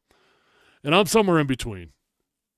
I respect Sean Payton a lot, man. He's been around this league a long time. And I think he's a smart dude. But I did kind of roll my eyes. I rolled my eyes a couple weeks back. God, what game was it? Was it the Chargers game? What game was it? Help me out here. When Sean Payton wrote on his play sheet, "Run the ball," in all caps, exclamation point, exclamation point. He wrote it. He wrote it at the top of his play sheet. I think it was the Chargers game. Help me out if you can remember. I actually rolled my eyes at that. Like, you're a head coach in the NFL. You're an offensive coordinator. You call the plays, and you got to write a reminder to you on the top of your play sheet to run the ball like you're a 12-year-old playing Madden. And then lo and behold, what did they do in that game? They forgot to run the ball. He didn't run the ball at all. And I'm telling you, I know the running game sucked today. I know it. And I know we don't have a workhorse running back. I know we got to get better. But for the most part this season, when we wanted to run the ball, we're actually pretty good at it. Go back and watch my All-22s, man. I broke down all the games, all the All-22s, the coaches' film. It's on my YouTube. If you haven't subscribed to Mount Polumbus Speaks, hit the link in my bio. Go over there and subscribe. You can watch them. I broke it down. And for those of you guys that have been loyal listeners, loyal watchers, and have watched all of it, I feel like a lot of you have learned a lot of ball throughout that process. You guys are becoming knowers of ball.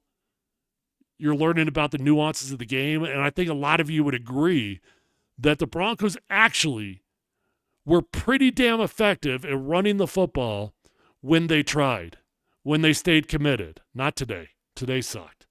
Today sucked. So I kind of rolled my eyes when Sean Payton wrote on his play sheet, "Run the ball." Are you 12 years old? And then after the game, when he's talking to the media, he acted like he was annoyed at the camera crew at the game. Like, yeah, I really wish they shouldn't have the right to zoom in on my play sheet. Sean, you've been in this league a long time. You know damn well they're going to zoom in on your play sheet.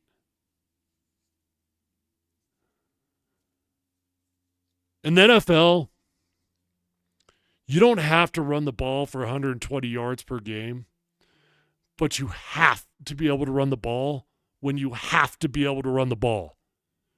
You've got 6 to 8 situations per game that you know you got to run the ball, the defense knows you got to run the ball, and you got to win those situations. And I'll admit, there were a lot of times this year that the Broncos did not win those situations. I think Sean Payton was so proud of his selection of Bo Nix. And I'm sorry, I'm probably sounding negative right now, and I really don't mean to do that because I genuinely mean what I say. This season was an outright success. Outright success. You drafted a quarterback, which we desperately needed, and you got it right. Bo Nix can play ball, okay? Not only did you draft the quarterback, not only did you get it right, you made the playoffs in his rookie year. This was a successful year. And I've seen some people out there, Tyler, you're lower the standards. This is a terrible game. Whatever. Fine. The standards are different, man. They are different. We're trying to figure things out. So I pause right there just to bring back a little bit of positivity because I know that I was sounding a little bit negative there. But I do get frustrated with Sean Payton at times as a play caller because he should know better. Like, there are just certain situations that Sean should know better. And you shouldn't have to write a reminder on your play sheet. You've been in this league forever. And if you do write the reminder, at least do it. At least do it. All right, I'm going to go through. I've got so many comments here. There's zero chance I can get to all these. But I'm gonna scroll back a while here, and I'm gonna try to glance through at least some of the best of them, and try to get caught up to speed with you guys. This has been fun, man. The whole year's been a blast. I'm so bummed out that we don't have any more live watch-alongs to do because these have been the favorite part of my podcast for me. But we'll keep the interaction going the entire offseason. Mount Polumbus Speaks ain't slowing down. We're only speeding up. All right. Getting back into the comments here.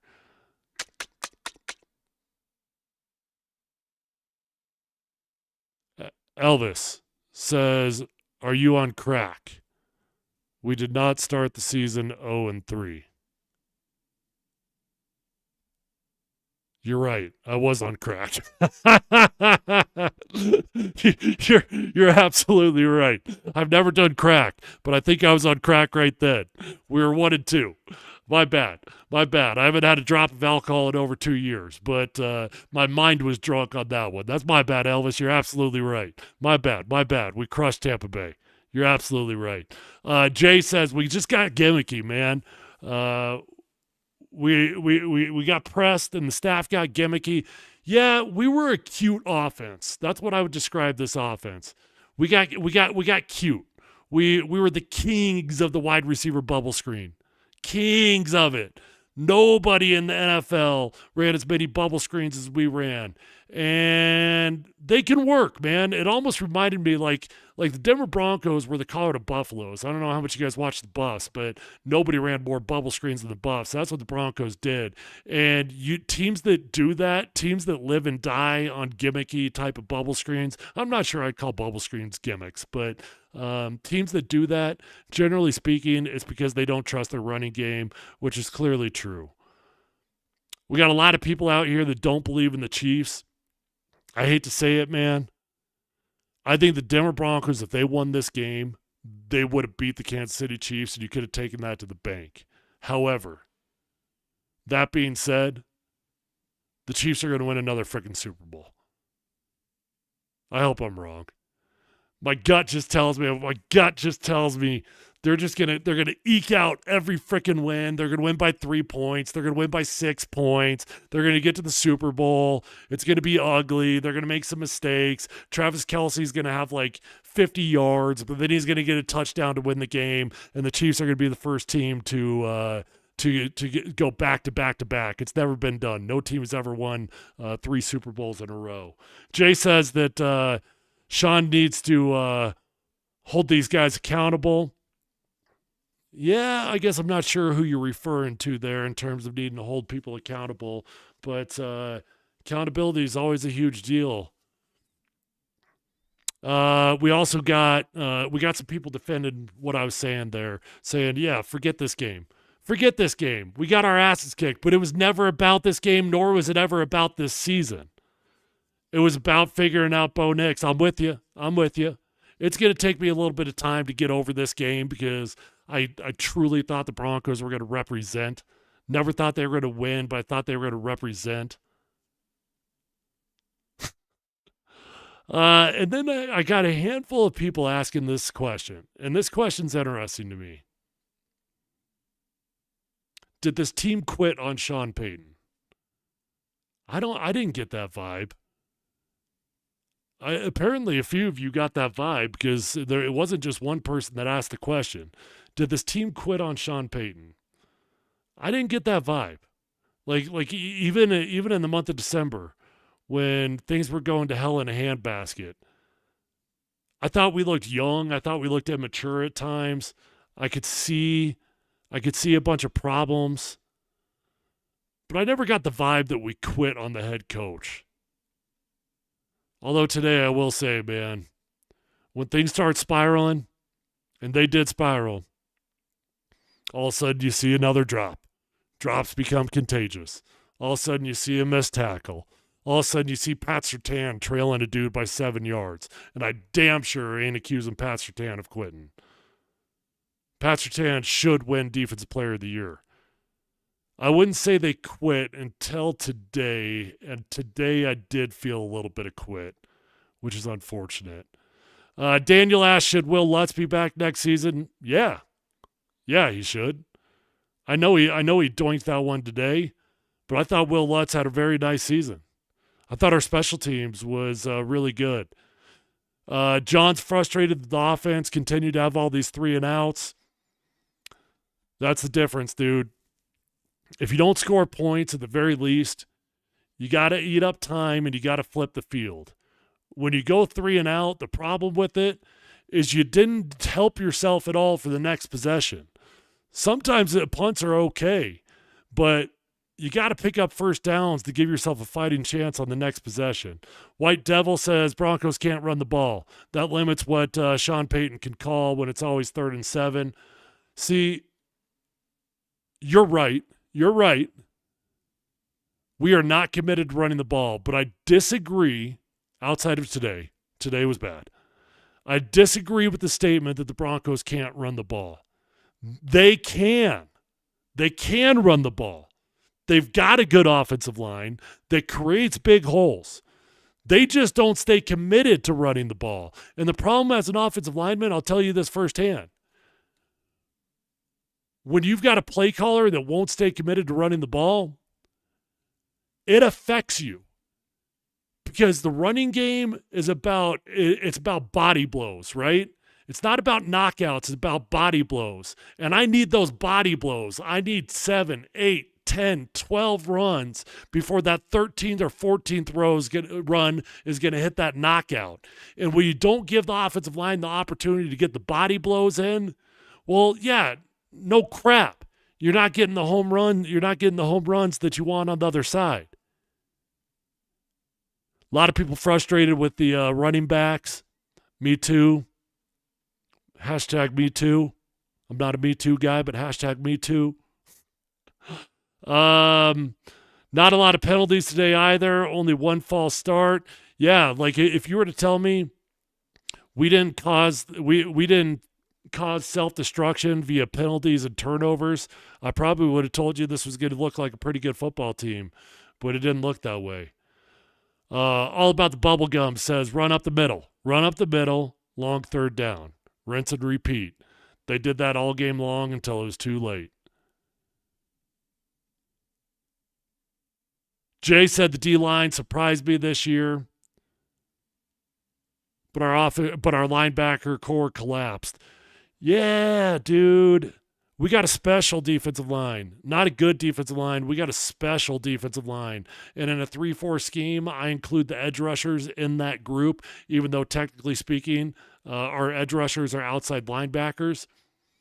We've got a special group, man. Jonathan Cooper got paid this year in the middle of the year for good reason. Jonathan Cooper was like a 7th-round draft pick, maybe 6th. I can't remember. I think it was the 7th, though. He was a 6th or 7th round draft pick, not because he wasn't a good football player coming out of Ohio State, but because his heart was too big. In the most literal sense, he has a giant heart, and teams didn't think he was going to get medically cleared to play football. We got a steal in Jonathan Cooper. Nick Bonito, dude, he has so many Von Miller tendencies. It's actually creepy. You could tell the dude has studied the hell out of Von Miller. The ghost move, the dips, the rips, the spin moves, even just the mannerisms, the body type. You got a freaking dude. Now, that's going to be a tricky one because he's going to want to get paid now. You couldn't even approach Nick Bonito with a contract extension if you wanted to in the middle of the year because, according to the CBA, if you're on your rookie deal, you have to complete your 3rd season before you can even try to negotiate a new deal. But he just completed it. It's over. So come March, it's open season. And Nick Bonito, how much money is he going to want? All of the monies. That's how much money Nick Bonito is going to want. And that might be a tricky one. I hope they figure it out easily. I hope it doesn't get contentious. But there's a chance that Nick Bonito could run down the franchise route path. I don't think it'll go that way because I think the Broncos will be incredibly motivated to get him locked up. So I assume it'll go relatively relatively easy. I'm breeding young Slim Bonito there. Got my birds wixed. But whenever you got to negotiate a deal like that, it's complex. It's a lot of money. Timothy says, win, lose, or draw, they're way ahead of schedule. This was all icing on the cake. I'd have liked to see our defense perform better, to be a factor, and for the wide receivers to bail out Nicks. Yeah, that was frustrating. I guess two surprises in that game. Number one, I didn't expect Cortland Sutton to be a part of the problem in terms of dropping the ball. Troy Franklin, zero surprise there.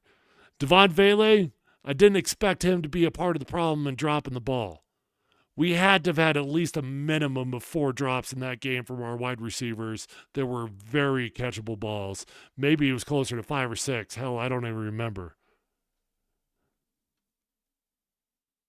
We got a lot of people on the other side of that also. A lot of people saying, hey, stop talking about it being a good season. Stop talking about it being a good season, that it's all icing on the cake. We got standards here in Broncos country. We just got our ass kicked in the playoffs. You know what? I'm not a moral victory guy, never have been, never will be. But I guess maybe I am. That didn't make any sense at all. I guess maybe I am.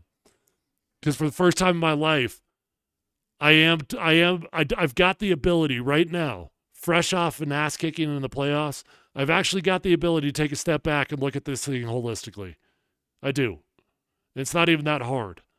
I am much closer to the camp of this was all icing in the cake than being frustrated because we've got standards here in Broncos country. What standards? The standard's been missing the playoffs. At least we've got a new standard. I'd love to be the Buffalo Bills. I'd love to be the Bills, a team that goes 1-1 in the playoffs and you're ticked off at them. That would be progress. Jay said we got a lot of big plays over the middle of the field today. Yeah, we did. I don't know, like our secondary, as good as they are, and they're freaking talented, man. It does seem like almost every game for the last 6 weeks, we had at least 3 or 4 plays where the secondary's pointing fingers. Maybe not in the most literal sense that they're pointing fingers, but they're chirping. And when you see defensive backs chirping like that at one another, clearly one dude thought the other dude was going to do something else, and it didn't happen. White Devil says, look at Vance Joseph's career record as a defensive coordinator. It's mediocre. The early success this season surprised everyone. Yeah, I don't know, man. I don't know what his defensive rankings are. If anybody can find that real quick and tell me what is the at the end of the year, what has Vance Joseph's defensive ranking been every year that he's been a defensive coordinator? I'd be interested to see it. I'm not as down on Vance Joseph as a lot of people because I think he got neutered. I think he got clipped. He got sent to the midseason surgery and said, "You ain't making no more babies." That's my thought on it. But I also think he might be a dead man walking. Sam says he really wants to keep VJ. I agree. I don't think it's going to happen, though. But I'll say this. I do want to keep Vance Joseph, but you don't want to have drama in a football building.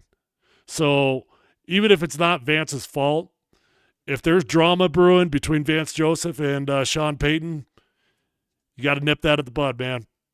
You got to get rid of it. You can't have malcontents in the coaching staff. I've been in situations like that where coaches are butting heads, and if it becomes that way, and I'll say this, if I'm Vance, I might even feel justified in it. I would understand it. If it becomes that way, you do got to get rid of it, despite the fact that I like Vance Joseph, despite the fact that I think the right thing to do would be to keep Vance Joseph. Mike Brown says next year D-Mac will regress into hating everything. No, dude, D-Mac is so in on Bo Nix. He is so in on a rookie quarterback. He will never turn his back on Bo Nix. Ever. Ever. That's why I'm there. Keep him honest. Someone says Jim Nantz got called out for complacency by the co-host. I missed that. The co-host name is Tony Romo. You know what? This is kind of sacrilegious, and neither here nor there. I don't really love Jim Nantz as a football broadcaster. You're probably not allowed to say that out loud. You're probably not supposed to say that because he's clearly a Hall of Fame broadcaster. He's a little too monotone, but maybe it's the maybe he's neutered. Maybe he's neutered by his partner, Tony Romo. Maybe it's Tony that bothers me, and now that just rubs off on Jim Nantz. Got a couple folks saying that we suck at running the ball. It's always 3rd and long because they can't run the ball. Yeah, I've already spoke my mind on that. I'm not going to keep beating a dead horse. But my personal philosophy, one last time, is that we sucked at running the ball because we had a coach that wouldn't try to do it. Not because we weren't capable, but because the coach didn't allow us to get the frickin' body blows. If VJ's dismissed, we'd probably see Dennis Allen in Denver. I hope not. I really do. Dennis Allen is like, you want to talk about uninspiring. We got a young team. We need a coordinator with some energy. We need a coordinator that's relatable. Not like relatable like he's best buddies. That's not what I mean. But I mean like a coordinator that's like a gravitational force for these guys. Because Sean's not going to be that dude. So I do think on defense it's important to have a little yin and yang on a football team. And that's why, honestly, I kind of like Vance because I know that he brings that. I know that that's the way the players feel about him. Jay says, you say you're being negative, but I learned the same way. I appreciate it, brother. I appreciate it. Man, we got a few. We've got over 1,400 people watching this right now between YouTube and Twitter and Facebook and the various platforms that I'm on right now. And there are so many names on here that I've recognized that have been a part of every single broadcast that I've done since I started Mount Polumbus Speaks. And from the bottom of my heart, I just want to tell you guys thank you for being a part of this ride, helping me launch this thing. Mount Polumbus Speaks, we just got our first sponsor starting in a week. Safeway is going to be the presenting sponsor. Mount Polumbus Speaks. I couldn't do it without you guys. And then all the rest of you guys that are tuning in for the first time today. I'm sure we got a bunch of new folks today because it's the playoffs. Shout out to you guys for jumping in. I know there's a lot of people doing the exact same thing as me, doing these watch-alongs, and you guys chose to hang out with me. So please know that I appreciate it. And I'm going to continue putting out awesome content for you the entire offseason. Chill Will. That's a new one. I haven't seen your name. Chill Will says, Bills Mafia here. That first half, y'all reminded me of the 2019 Bills. Yeah, buddy. Get ready for it because you guys are losing at some point. Just like Chargers are going to Charger, Bills are going to Bill.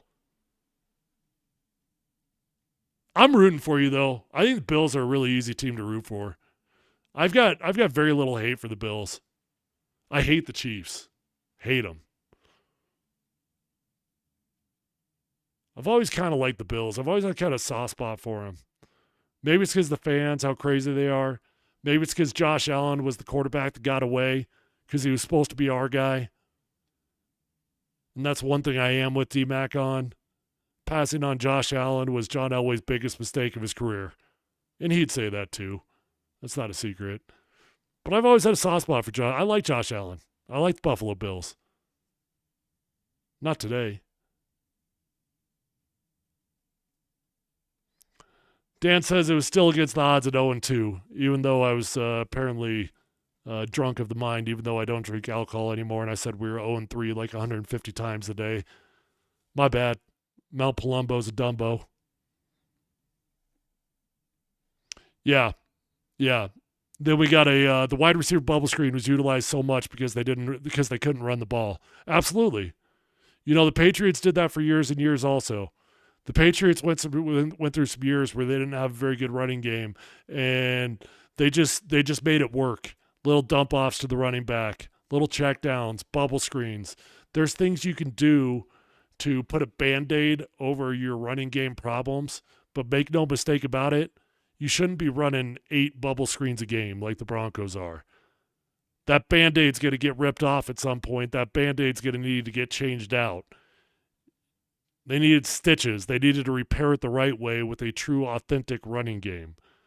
But they never figured it out.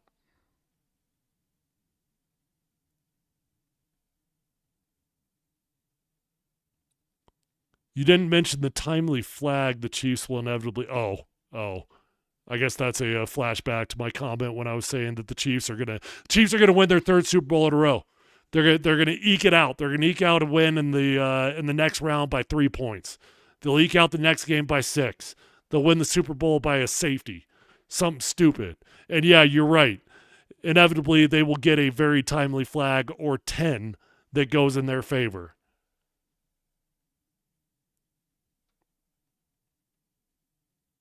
A lot of people pointing out the lack of tight ends. Yeah, yeah. I'll tell you this, though. You got to love ball to appreciate the way that I do, okay? You got to want to become a knower of ball if to appreciate it the way I do. But I really appreciate Nate Atkins. No, he's not a weapon. No, he's not dangerous in the passing game. He's like barely adequate in the passing game. But I got a real soft spot for Nate Atkins. That dude freaking grinds. The dude's pretty versatile. You can put him in the backfield as a fullback, put him at the Y, put him at the U. You can spread him out. In the running game, Nate Atkins is a dog. He's my favorite tight end we got, and it ain't even close. But we're going to draft a tight end, probably even in the first round. Because if you think about it logically, where the Broncos are going to be drafting late in the first round,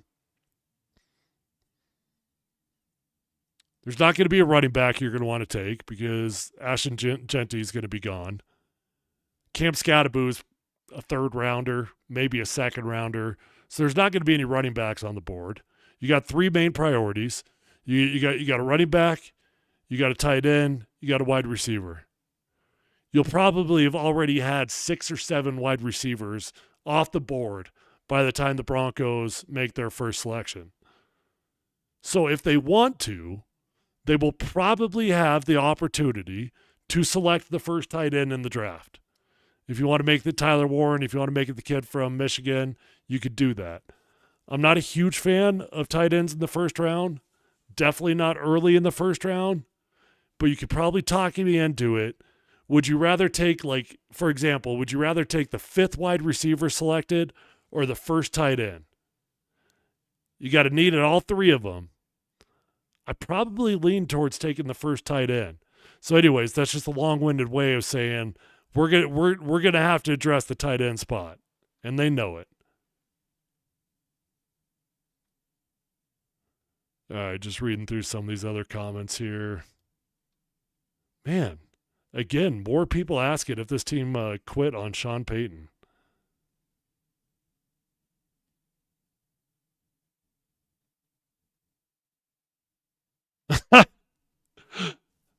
JW says, if Sean isn't fired as offensive coordinator, this is the Broncos' ceiling. Who's going to fire him, buddy? Who do you think is going to fire Sean Payton? Is Sean Payton going to fire himself as the offensive coordinator? Hell no. I know there's been some head coaches that have called plays that have willingly given up play calling duties. That ain't Sean. Sean ain't giving up play calling duties. And honestly, I have frustrations with the play calling, especially with the running game. But I actually think a lot of you guys are living pretty extreme in your opinion of Sean Payton as a play caller. He's not a bad play caller. Does he leave some to be desired? Does he frustrate me at times? Yeah. But Sean Payton's had a lot of success in this league. And he damn sure ain't getting fired. He ain't getting fired as a head coach, and he ain't firing himself as the offensive coordinator.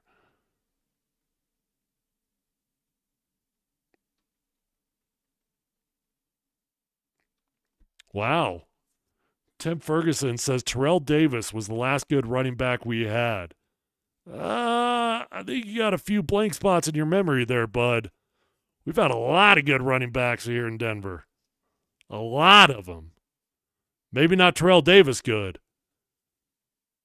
But we've been incredibly fortunate here in Denver, the amount of good running backs we've had. Daniel asked, do I think Sean Payton is worried about being back next season? No. Not for 1 second. Not for one. Sean Payton might lose some sleep over this game. He ain't losing any sleep about his job. He's got as much job security as anybody in the NFL. 0% chance Sean Payton gets fired. And I mean that. 0. Not even giving it 1%.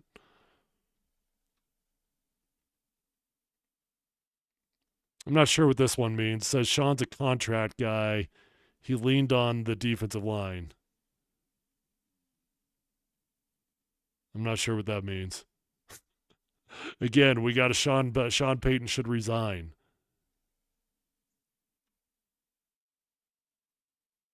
Sean Payton relegated to the freezer section. Bills always let you down, just like Minnesota. I think Minnesota would die to have the amount of success that the Bills have had. How about that? Minnesota. Freaking 14-win football team. And they're are they a 5 seed? They're a 5 seed, right? Let me double check my math there. Yeah. Minnesota, freaking 14-win football team, and they're a 5 seed.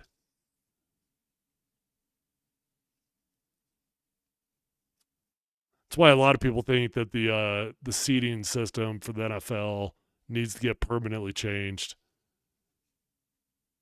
Just get away from divisions entirely and just seed it in the NFL. Best teams. You can keep it the whole season, 1 through 16, 1 through 14, whatever you want to do, and just make sure the best teams get in.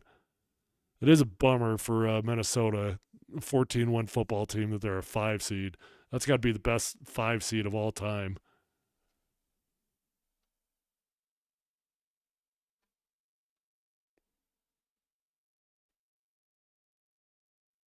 Was today the worst coach game of the Sean Payton experiment? I don't know. I don't think anything will ever beat that Miami game. Lost 70-3. Did you forget about that one? I don't know. You guys tell me, okay? Quick straw poll here. Get interactive with me. And I'm going to get off here. I know I've been on here forever. My voice is starting to hurt. I'm getting sleepy. I need a nap. It's nap 30. Straw poll. How you guys feeling? Seriously. In your heart of hearts right now, please be interactive with me. Send it in. I can see it wherever you're watching, on Twitch. I'm not on Twitch. What am I talking about? On Twitter, on YouTube, Facebook, whatever. Send in your comments. I can read them. Everybody can see it. In your heart of hearts right now, are you feeling more optimistic or pessimistic about the ending of the season? There's a lot of different ways you can go with it, but that's the gist of it. Right now, at this very moment, we're about 30 minutes removed from the game ending, got our asses kicked. In your heart of hearts, are you more pissed off or happy about the season? I'd be curious to see it.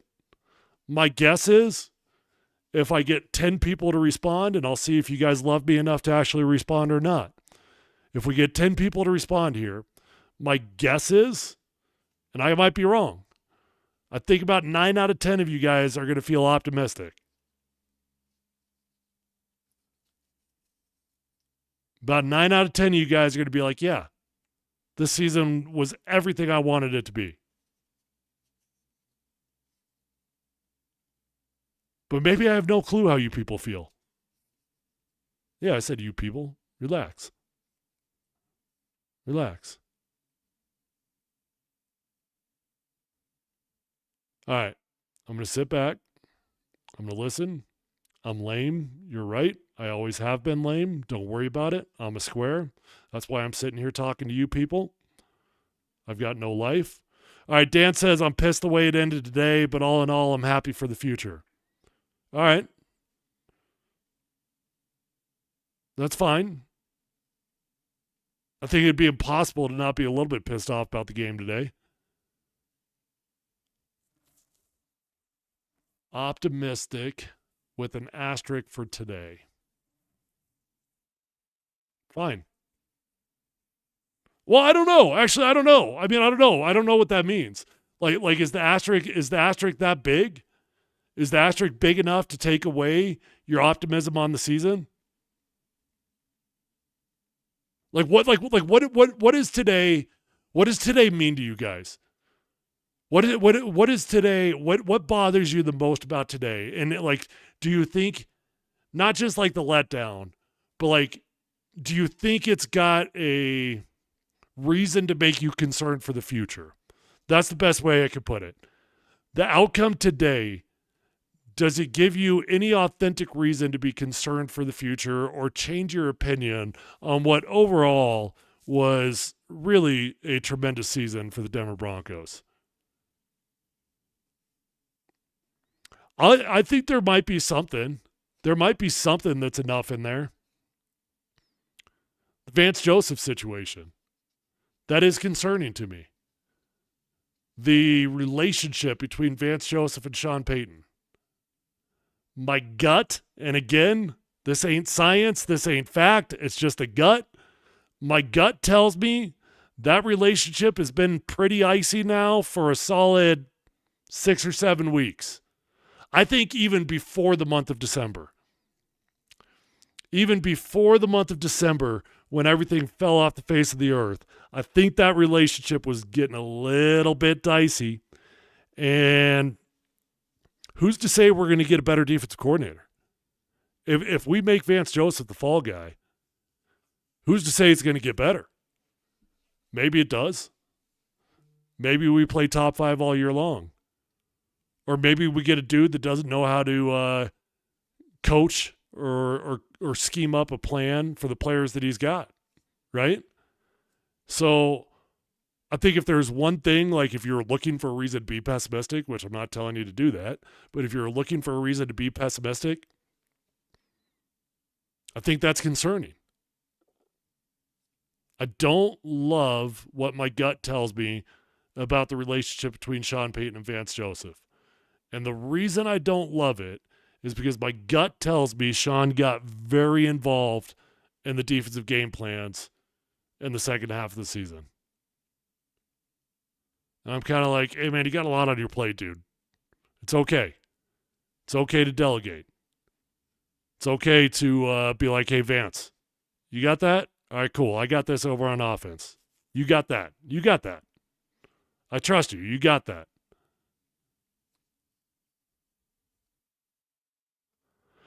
All right. I'm tired. I'm getting out of here. I love you guys. I appreciate you guys. That's a bummer, man. It's a bummer. Big bummer. But at least we got there, right? We got there. Hallelujah. We made it to the playoffs this year. The streak's over. I think human nature is to assume that next year is always just going to be better anyways. So if we made it to the playoffs this year, maybe next year we win a game. Maybe we make it to the AFC Championship. Maybe within 3 years we're competing for a championship. That's the hope, right? Anyways, Mount Polumbus Speaks is the podcast. I'll take one last second to self-promote and ask you guys to help me out here. For all you guys that are watching, and we got like 1,500 people on this stream live between the various platforms. If you guys could help me out, I'd be really grateful. Go like this comment on YouTube right now and make a comment, please. Do that for me. Do that for me. Do that for me because you love me. Go over to YouTube, hit like, and comment on the video itself, not in the chat. There's a difference, right? Not in the chat, but outside the chat. Comment on the video. Help me out with the algorithm. That'd be awesome. And then lastly, Mount Polumbus Speaks is the podcast. Like I said, for all you guys that are new right now, I know we got a lot of familiar faces on this podcast right now. But if you're new and you enjoy the content, hit the link in my bio on Twitter. Go on over to YouTube and hit subscribe. I'm trying like crazy to grow my YouTube, and it is growing. I started this YouTube from scratch, 0 subscribers, and we're well over 2,000. I think it's like 2,300, 2,400, something like that, in just about 5 weeks. So you guys have been awesome. But go over there and subscribe because I'm putting out content that lives there and is unique to YouTube. And this podcast ain't going anywhere. We're going to keep growing. And I'm going to continue to put out 4 to 5 podcasts a week throughout the whole offseason. There's always going to be Broncos talk to be had, and we'll cover all of Denver sports as well. So anyways, love you guys. Appreciate your support in Mount Polumbus.